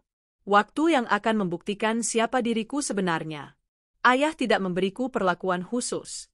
Justru sebaliknya. Meja kerjaku diletakkan di sudut kantornya yang luas, bukan sebuah ruangan pribadi. Kau harus mendengar dan melihat semuanya, katanya tegas. Setiap telepon, setiap pertemuan, setiap keputusan. Kau harus belajar dengan cara menyerapnya langsung. Dan dia benar-benar melemparku ke dalam api. Hari itu, aku duduk dalam rapat dewan direksi, mendengarkan perdebatan sengit tentang strategi akuisisi perusahaan tambang. Aku mencatat setiap detail, menganalisis setiap argumen, dan ketika ayah tiba-tiba menoleh padaku dan bertanya, "Arini, menurutmu apa risiko terbesar dari proposal ini?" Keheningan melanda ruangan. Para direktur tua menatapku, beberapa dengan senyum meremehkan. Aku menarik napas dalam-dalam, mengandalkan insting dan logika yang telah ditempa oleh kesulitan hidup. Risiko terbesarnya bukan pada finansial, tapi pada sumber daya manusia, jawabku dengan suara yang jelas dan tenang. Perusahaan target memiliki serikat pekerja yang sangat kuat dan sejarah panjang demonstrasi. Jika kita mengakuisisi mereka tanpa strategi transisi yang solid untuk para pekerja, kita tidak hanya membeli aset, kita membeli masalah yang bisa melumpuhkan operasi kita selama berbulan-bulan. Kita harus memenangkan hati mereka terlebih dahulu, bukan hanya membeli saham mereka. Senyum meremehkan di wajah para direktur perlahan memudar, digantikan oleh ekspresi terkejut. Ayah tidak menunjukkan emosi apapun, hanya mengangguk singkat dan melanjutkan rapat. Tapi aku tahu, aku telah lulus ujian pertamaku. Aku bukan hanya sekadar nama Adhitama, aku memiliki otak di baliknya. Sementara aku membangun kembali hidupku di atas puing-puing masa lalu, di sudut lain kota yang sama, masa laluku itu sedang membusuk. Bayu terbangun di lorong belakang sebuah ruko, bau pesing dan sampah menusuk hidungnya. Sudah 3 hari dia hidup di jalanan. Wajahnya yang dulu tampan kini kotor dan ditumbuhi jambang yang tidak terurus. Pakaian mahalnya kusut dan ternoda. Rasa lapar yang perih melilit perutnya, rasa lapar yang jauh lebih menyakitkan daripada yang pernah kurasakan, karena ia dibumbui dengan penghinaan. Dia telah mencoba segalanya. Menghubungi teman-temannya, tapi semua nomornya seolah sengaja tidak bisa dihubungi. Dia mendatangi apartemen Riana, namun penjaga keamanan mengusirnya, mengatakan bahwa Nona Riana sudah pindah dan meninggalkan pesan agar Bayu tidak pernah mencarinya lagi. Wanita itu telah meninggalkannya begitu saja, seperti parasit yang meninggalkan inangnya yang sekarat. Puncak keputusasaan datang saat dia berdiri di depan sebuah kios koran. Di halaman depan sebuah majalah bisnis terkemuka, terpampang fotoku. Fotonya diambil saat aku memasuki Adhitama Tower. Judulnya tertulis dengan huruf kapital tebal, "Sang pewaris telah kembali, Arini Adhitama siap mengambil alih kerajaan bisnis ayahnya." Bayu menatap foto itu dengan mata nanar. Wanita di foto itu begitu bersinar, begitu kuat, begitu asing. Itu adalah Arini, istrinya, wanita yang ia anggap bodoh dan penurut. Wanita yang ia beri makan nasi dan ikan asin. Kini, wanita itu menatapnya dari sampul majalah, seolah menertawakan kebodohannya yang tak terbatas. Pembohong?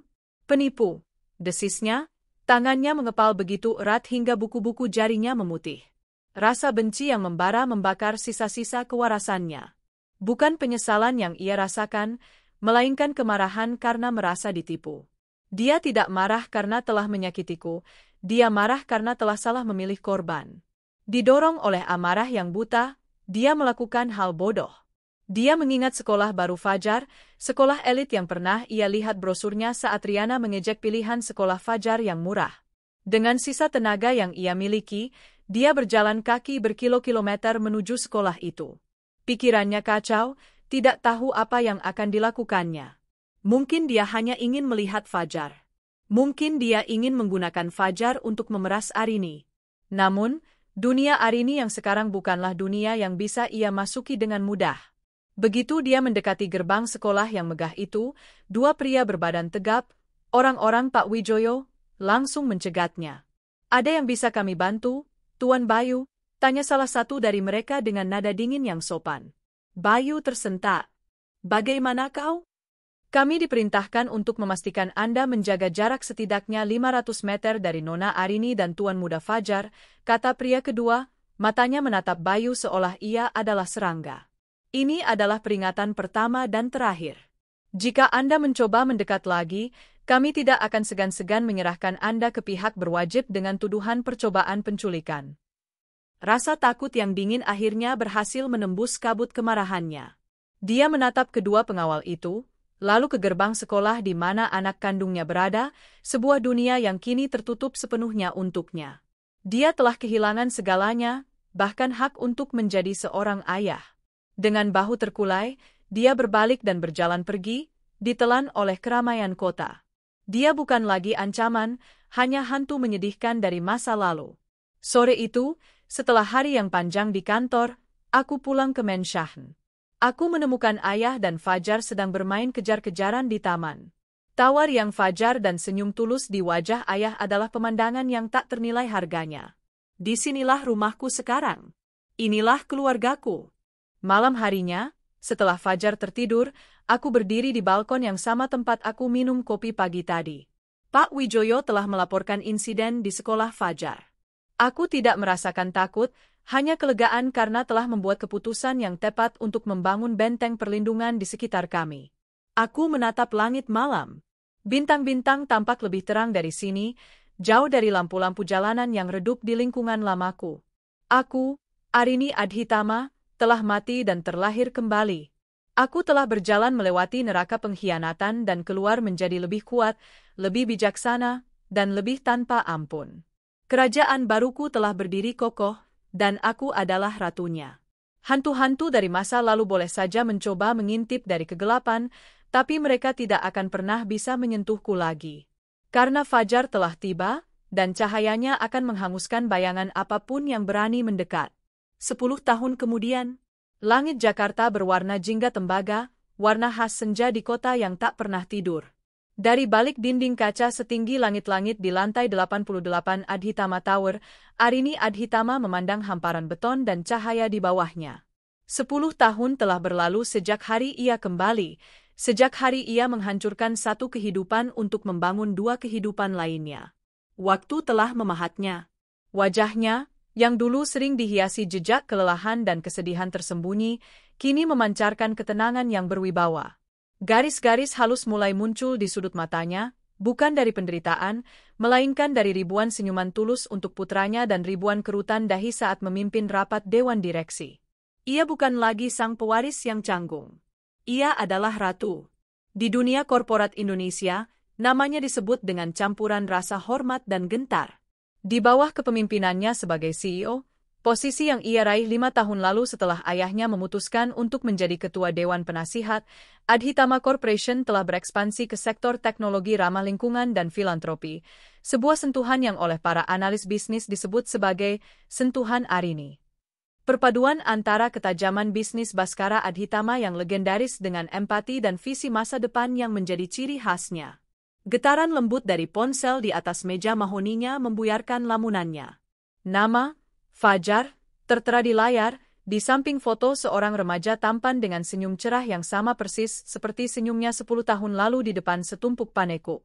Halo, jagoan Bunda, sapa Arini, nada suaranya yang tegas dan berwibawa di ruang rapat langsung melunak menjadi kehangatan seorang ibu. Bunda di mana? Kakek sudah mengeluh pestanya belum dimulai karena ratunya belum datang. Terdengar suara Fajar yang kini sudah pecah, dalam dan ramah. Arini tersenyum. Bunda baru selesai rapat. Sebentar lagi sampai di rumah. Kamu sudah siap?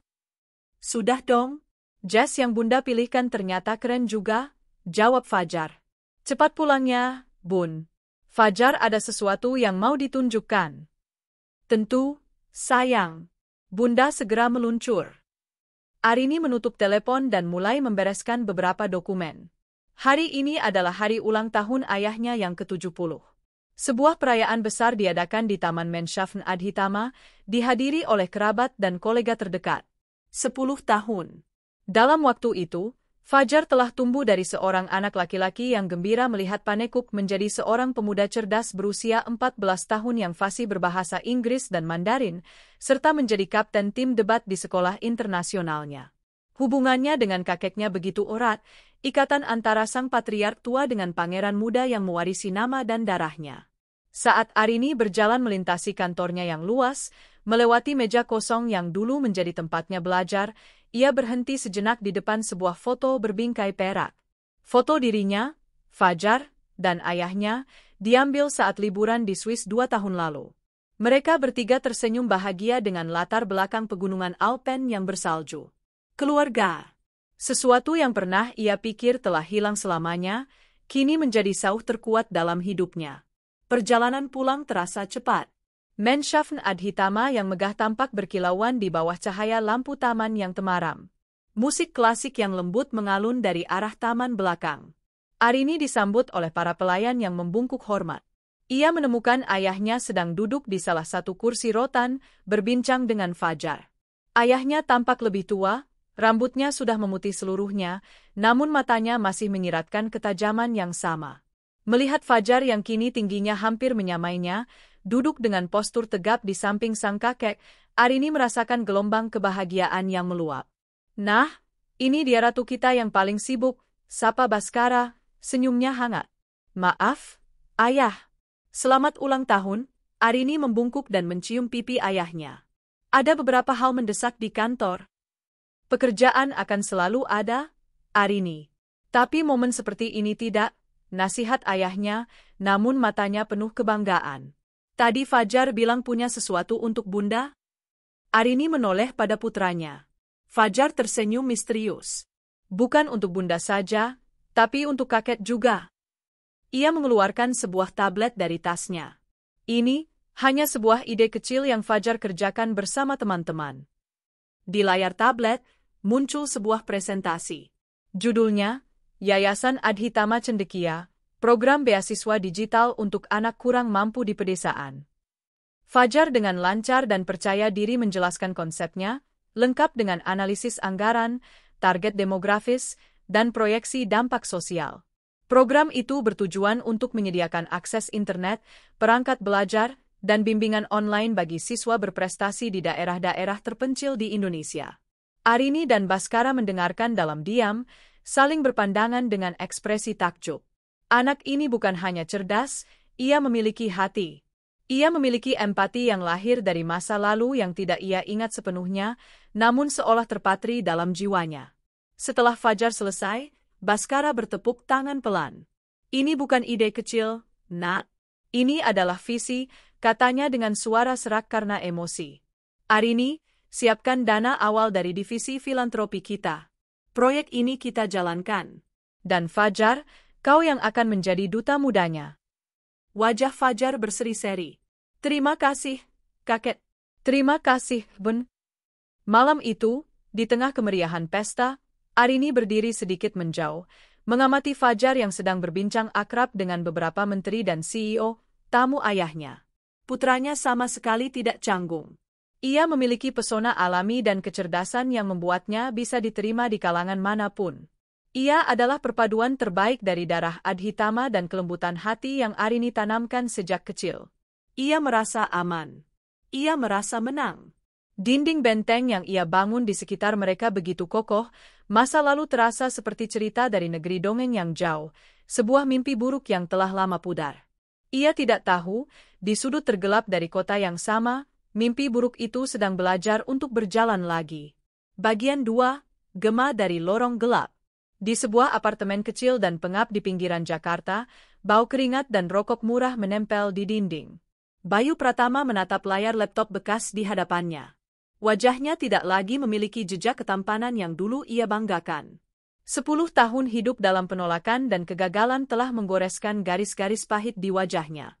Tubuhnya kurus, namun matanya menyala dengan api yang ganjil, campuran antara keputusasaan dan obsesi. Setelah diusir dari dunia Arini, hidupnya terjun bebas. Ia menjadi gelandangan, pekerja serabutan, hingga akhirnya terjerat dalam dunia kejahatan kecil. Penipuan online, pemalsuan dokumen. Ia cukup pintar untuk tidak tertangkap, tapi tidak cukup pintar untuk menjadi kaya. Ia hidup dari satu penipuan ke penipuan berikutnya, selalu dalam pelarian dari bayangannya sendiri. Nama Arini Adhitama dan putranya menjadi racun sekaligus bahan bakarnya.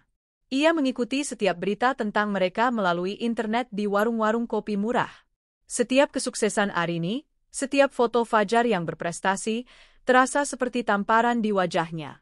Rasa benci yang dulu ia rasakan karena merasa ditipu telah bermetamorfosis menjadi sesuatu yang lebih kompleks. Ia membenci Arini karena telah membuangnya, tapi ia juga secara gila mendambakan kehidupan yang seharusnya menjadi miliknya. Dan Fajar adalah obsesi terbesarnya. Anak itu adalah darah dagingnya, tiket emasnya, satu-satunya warisan yang ia miliki di dunia ini. Selama bertahun-tahun, ia tidak berdaya.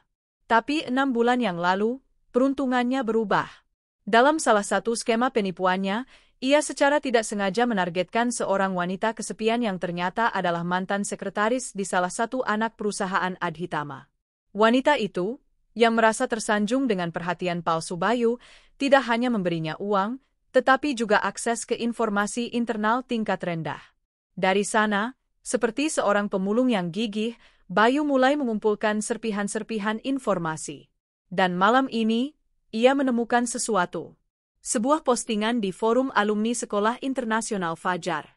Seorang siswa dengan bangga memamerkan proyek sosial yang baru saja disetujui oleh Adhitama Corporation, yang dipimpin oleh temannya, Fajar Adhitama. Postingan itu menyertakan tautan ke sebuah situs web sederhana yang baru dibuat untuk proyek Adhitama Cendekia. Di situs itu, ada formulir kontak dan alamat email untuk para calon relawan. Sebuah senyum licik dan tidak menyenangkan tersungging di bibir Bayu. Selama ini ia mencoba mendobrak gerbang istana dari depan. Bodoh! Sekarang ia melihat sebuah jalan masuk. Bukan melalui gerbang utama yang dijaga ketat, melainkan melalui pintu belakang yang kecil dan tidak terkunci, pintu yang dibuka oleh kepolosan dan niat baik putranya sendiri. Ia tidak akan muncul sebagai Bayu Pratama, sosok gagal yang menyedihkan. Ia akan menciptakan persona baru. Seorang mentor, seorang aktivis sosial, seseorang yang memiliki minat yang sama dengan Fajar. Ia akan mendekati putranya bukan sebagai ayah yang menuntut hak, tapi sebagai teman yang mengagumi visinya. Ia akan masuk ke dalam taman itu sebagai ular, dan kali ini, ia akan memastikan sang ratu tidak akan pernah bisa mengusirnya lagi. Di saat yang hampir bersamaan, di sebuah apartemen mewah di Singapura, seorang wanita menatap kosong keluar jendela. Riana Putri. Setelah malam yang memalukan di restoran itu, ia menggunakan sisa-sisa koneksinya untuk lari dari Jakarta. Ia menikah dengan seorang pengusaha tua yang kaya, menukar masa mudanya dengan keamanan finansial. Ia memiliki semua yang pernah ia impikan, tas bermerek, perhiasan, kehidupan yang glamor. Tapi matanya kosong. Ia tidak pernah bisa melupakan penghinaan itu, dan ia tidak pernah bisa menemukan kebahagiaan yang sesungguhnya. Kadang-kadang, saat suaminya sedang melakukan perjalanan bisnis, ia akan mengetik nama Arini Adhitama di mesin pencari. Setiap kali melihat foto Arini yang berkuasa dan bahagia, ia merasakan sengatan iri yang sama seperti 10 tahun yang lalu. Bayu, ia sudah lama menganggap pria itu sebagai kesalahan terbodoh dalam hidupnya. Ia tidak tahu bahwa kesalahan itu akan segera kembali menghantui wanita yang paling ia benci. 2 minggu kemudian, Fajar sedang bersemangat meninjau email-email yang masuk untuk proyek Adhitama Cendekia. Sebagian besar adalah pertanyaan dari siswa lain, beberapa dari guru, namun satu email menarik perhatiannya. Email itu dari seseorang bernama Bayu Prawiro, dengan subjek kekaguman untuk visi generasi muda. Isi emailnya begitu fasih dan penuh sanjungan.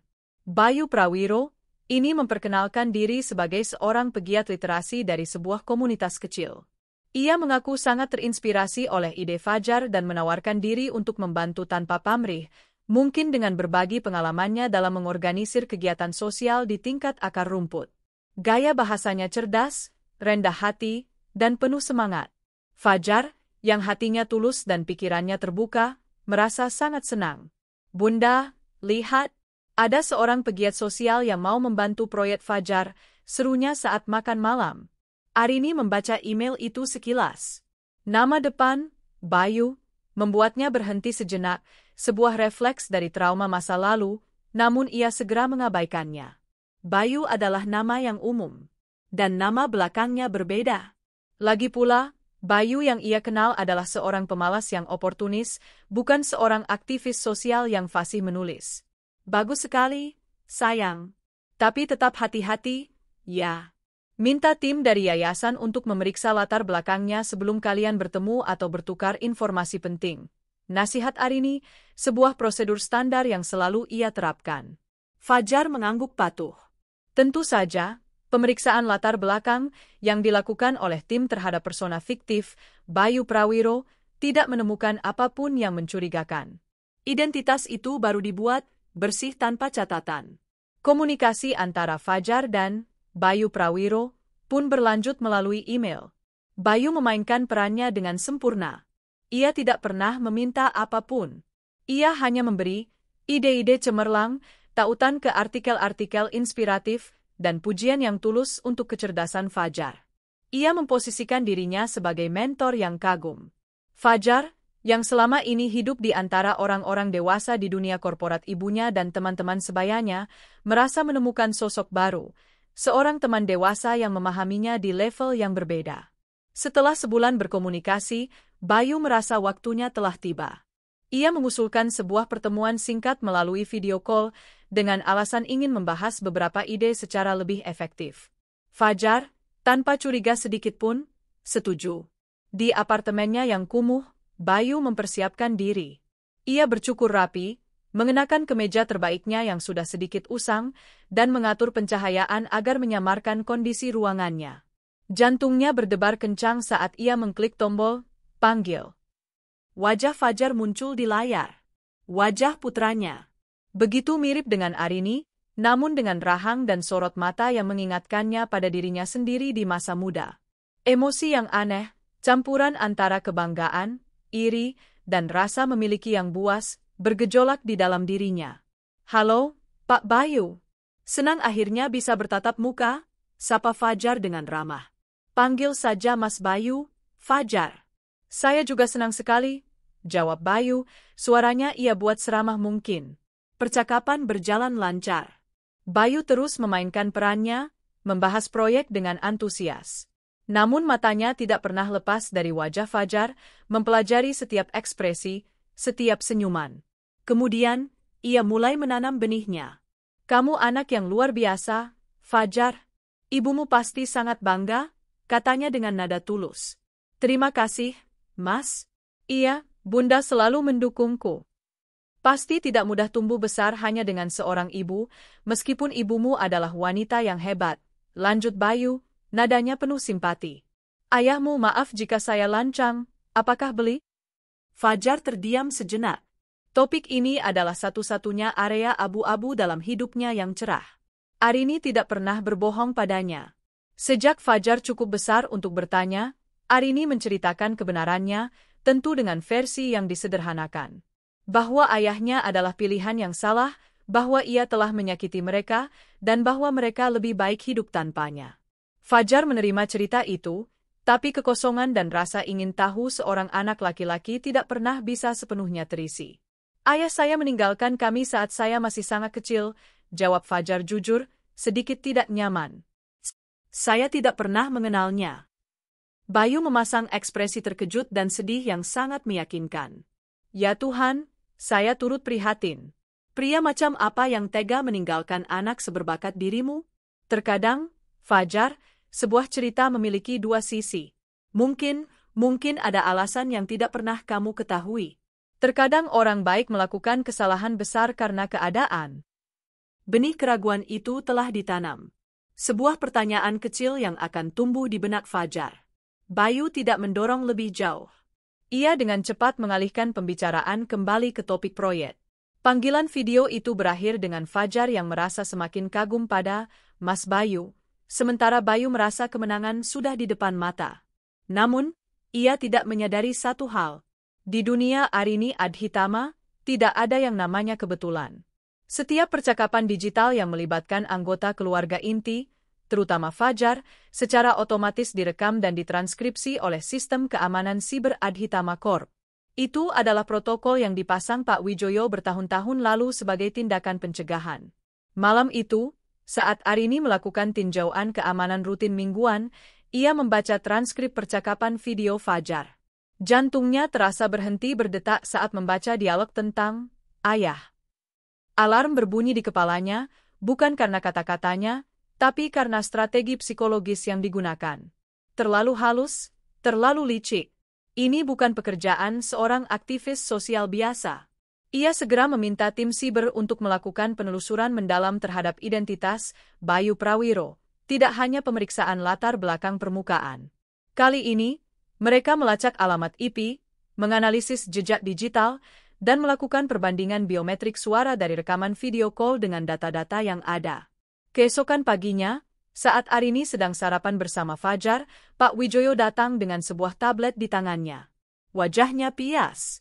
Ia menyerahkan tablet itu kepada Arini tanpa berkata apa-apa. Di layar, terpampang dua foto berdampingan.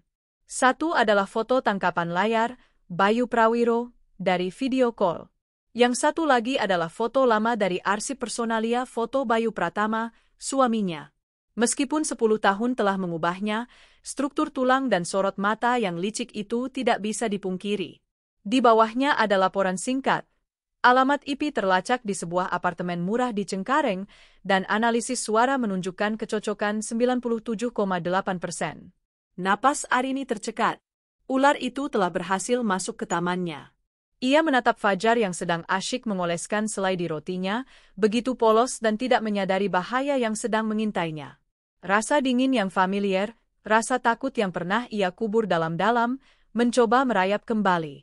Tapi kemudian, rasa takut itu padam, digantikan oleh amarah yang membara sedingin es. Ratu itu tidak akan membiarkan kerajaannya diganggu. Tidak lagi. Kali ini, ia tidak akan hanya mengusir ular itu. Ia akan mencabut taringnya, mematahkan tulangnya, dan memastikan ular itu tidak akan pernah bisa merayap lagi. Batalkan semua pertemuanku hari ini, kata Arini kepada sekretarisnya melalui interkom, suaranya tenang namun mengandung baja. Ia tidak panik.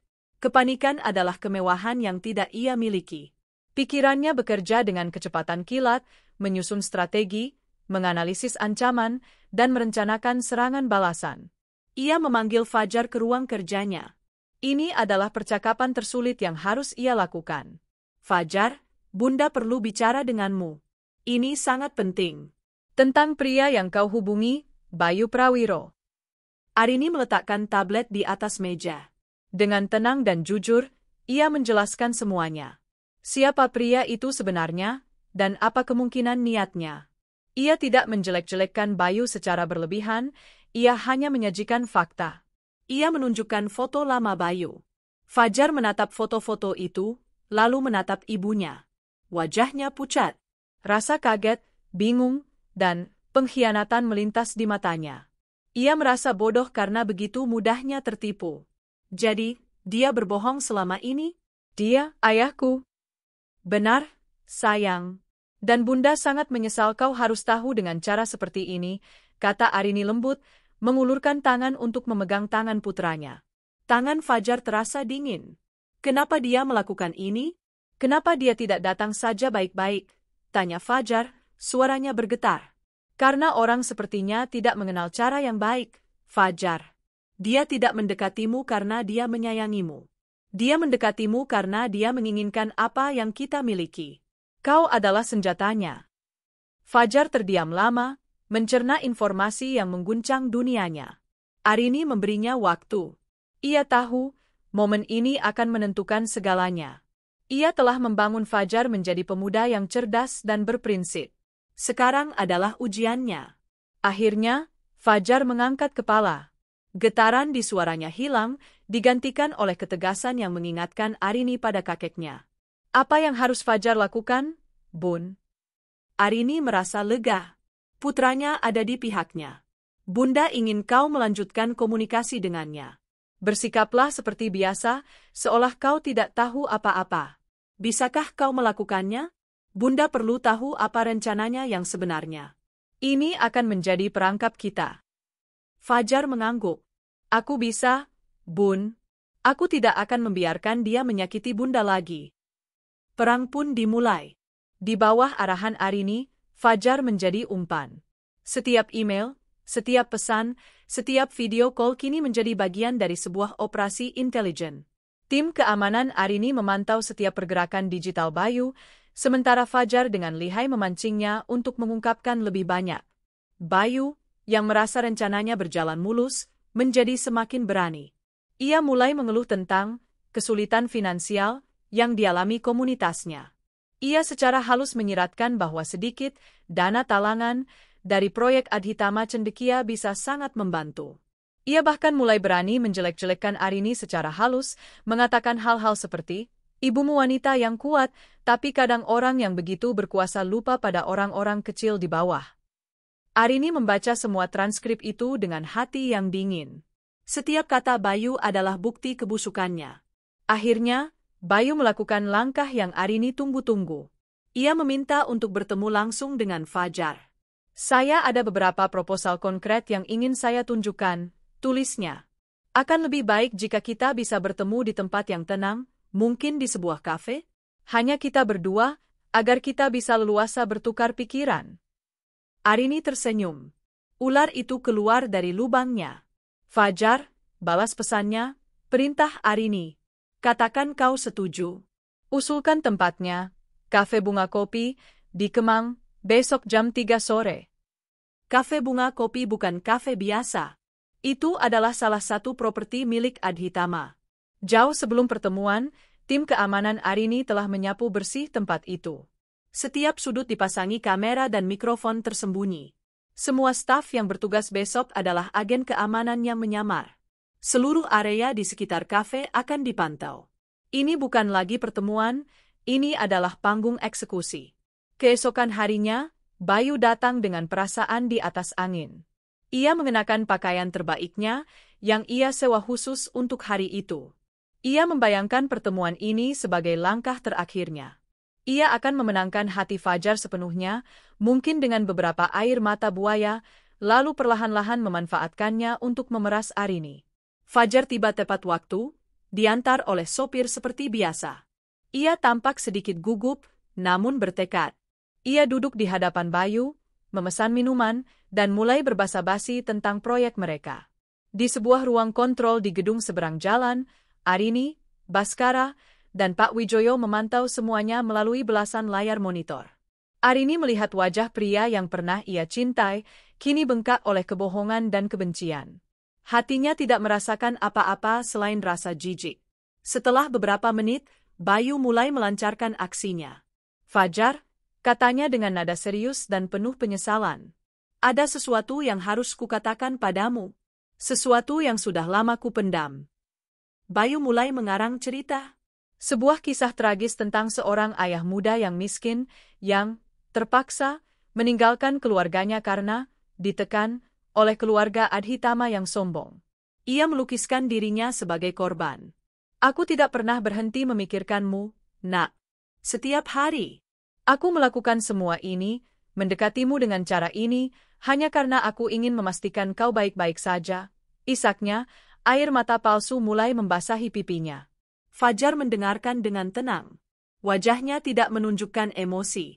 Di ruang kontrol, Baskara mendengus marah, tapi Arini tetap tenang. Setelah Bayu selesai dengan dramanya, Fajar menatap lurus ke mata ayahnya. Cerita yang sangat menyentuh, katanya, suaranya datar. Tapi ada beberapa bagian yang tidak cocok dengan versiku. Bayu mengerutkan kening. Apa maksudmu? Misalnya, bagian di mana kau adalah korban, lanjut Fajar, suaranya mulai menajam. Karena yang kuingat dari cerita Bunda, korbannya adalah seorang ibu dan anak laki-lakinya yang hanya kau beri makan nasi dan ikan asin, sementara kau menghabiskan uang untuk wanita lain di restoran mewah. Wajah Bayu berubah pucat pasi. Ia membeku. Bagaimana kau? Oh, aku tahu segalanya, kata Fajar, kini mencondongkan tubuhnya ke depan. Di telinganya terpasang AirPC kecil, di mana suara Arini memberinya arahan. Aku tahu tentang parfum murahan yang menempel di bajumu. Aku tahu tentang penghinaan yang kau berikan pada ibuku setiap hari. Dan aku tahu bahwa kau mendekatiku sekarang bukan karena kau mencintaiku, tapi karena kau pecundang yang menginginkan jalan pintas. Bayu ternganga, tak bisa berkata-kata. Dan sekarang, giliranku yang akan memberimu cerita, kata Fajar. Tiba-tiba, layar televisi besar di dinding kafe menyala, menayangkan rekaman video call mereka. Setiap kebohongan Bayu, setiap manipulasi halusnya, kini diputar ulang dengan suara yang jernih. Para pengunjung lain di kafe berhenti, mengobrol, dan menoleh untuk menonton. Wajah Bayu berubah dari pucat menjadi merah padam karena malu dan marah. Ia sadar telah dijebak. Kau lihat, kata Fajar, berdiri. Ibuku mengajariku banyak hal. Tapi yang terpenting adalah, jangan pernah mempercayai ular. Dan kau, Fajar menunjuk Bayu dengan jari gemetar karena marah. Kau adalah ular paling menyedihkan yang pernah kulihat. Pada saat itu, pintu kafe terbuka. 2 orang polisi berseragam masuk, diikuti oleh Pak Wijoyo. Bayu Pratama, kata Pak Wijoyo dengan suara dingin. Anda ditahan atas tuduhan penipuan, pencurian identitas, dan percobaan pemerasan. Semua bukti digital sudah kami serahkan kepada pihak berwajib. Bayu menatap Fajar, lalu ke kamera tersembunyi yang kini ia sadari ada di mana-mana. Matanya bertemu dengan lensa kamera di mana ia tahu Arini sedang menonton. Di matanya tidak ada penyesalan, hanya kebencian murni. Kau, pelacur licik, teriaknya pada kamera saat polisi memborgol tangannya. Di ruang kontrol, Arini mematikan monitor. Selesai. Ia berbalik dan memeluk Fajar erat-erat saat putranya masuk ke ruangan itu beberapa menit kemudian. Kau hebat, sayang. Bunda sangat bangga padamu. Fajar balas memeluknya. Dia tidak akan bisa mengganggu kita lagi kan, Bun? Tidak akan pernah, jawab Arini, menatap cakrawala kota dari jendela. Kerajaan ini aman. Penutup, langit yang cerah. Beberapa tahun setelahnya, di hari kelulusan Fajar dari universitas, Arini duduk di barisan depan bersama ayahnya yang kini menggunakan kursi roda namun tetap tampak berwibawa. Fajar, sebagai lulusan terbaik, sedang memberikan pidato di atas panggung. Ia berbicara tentang visi, tentang tanggung jawab, dan tentang kekuatan yang lahir dari kesulitan. Ia menceritakan sebuah kiasan, tanpa menyebut nama. Tentang seorang ratu yang membangun kembali kerajaannya dari nol, yang mengajarkan putranya bahwa kehormatan sejati tidak terletak pada mahkota yang kau warisi, tetapi pada benteng yang kau bangun untuk melindungi orang-orang yang kau cintai. Saat Fajar mengakhiri pidatonya dan menatap lurus ke arah ibunya, mata mereka bertemu. Dalam tatapan itu, Arini melihat segalanya, cinta, rasa terima kasih, dan janji masa depan yang cerah. Bayu telah divonis penjara bertahun-tahun dan namanya telah lenyap dari kehidupan mereka, menjadi tidak lebih dari gema samar dari masa lalu yang kelam. Riana, Arini dengar, akhirnya diceraikan oleh suaminya dan hidup sederhana di suatu tempat, nasibnya tidak lagi penting. Setelah acara selesai, Fajar menghampiri mereka. Jadi, CEO muda Adhitama Corp, Goda Baskara, matanya berbinar. Fajar tertawa. Sabar, Cat. Aku ingin memulai dari bawah. Mungkin di yayasan dulu. Arini tersenyum. Lingkaran telah menjadi sempurna. Putranya tidak hanya akan mewarisi kerajaannya, tetapi juga hatinya. Mereka bertiga berjalan meninggalkan aula, di bawah langit sore yang cerah tanpa awan. Arini merangkul putranya. Ia telah melalui badai tergelap dalam hidupnya, tapi ia berhasil melewatinya. Ia tidak hanya selamat, ia telah menang. Ia telah mengubah rasa sakit menjadi kekuatan, air mata menjadi kebijaksanaan. Ia adalah Arini Adhitama. Seorang ibu, seorang putri, seorang ratu. Dan di atas segalanya, ia adalah arsitek dari takdirnya sendiri, seorang wanita yang membuktikan bahwa bahkan dari sepiring nasi dan ikan asin, sebuah kerajaan yang megah bisa dibangun. Langit di atasnya luas dan tak terbatas, dan ia siap untuk terbang lebih tinggi lagi.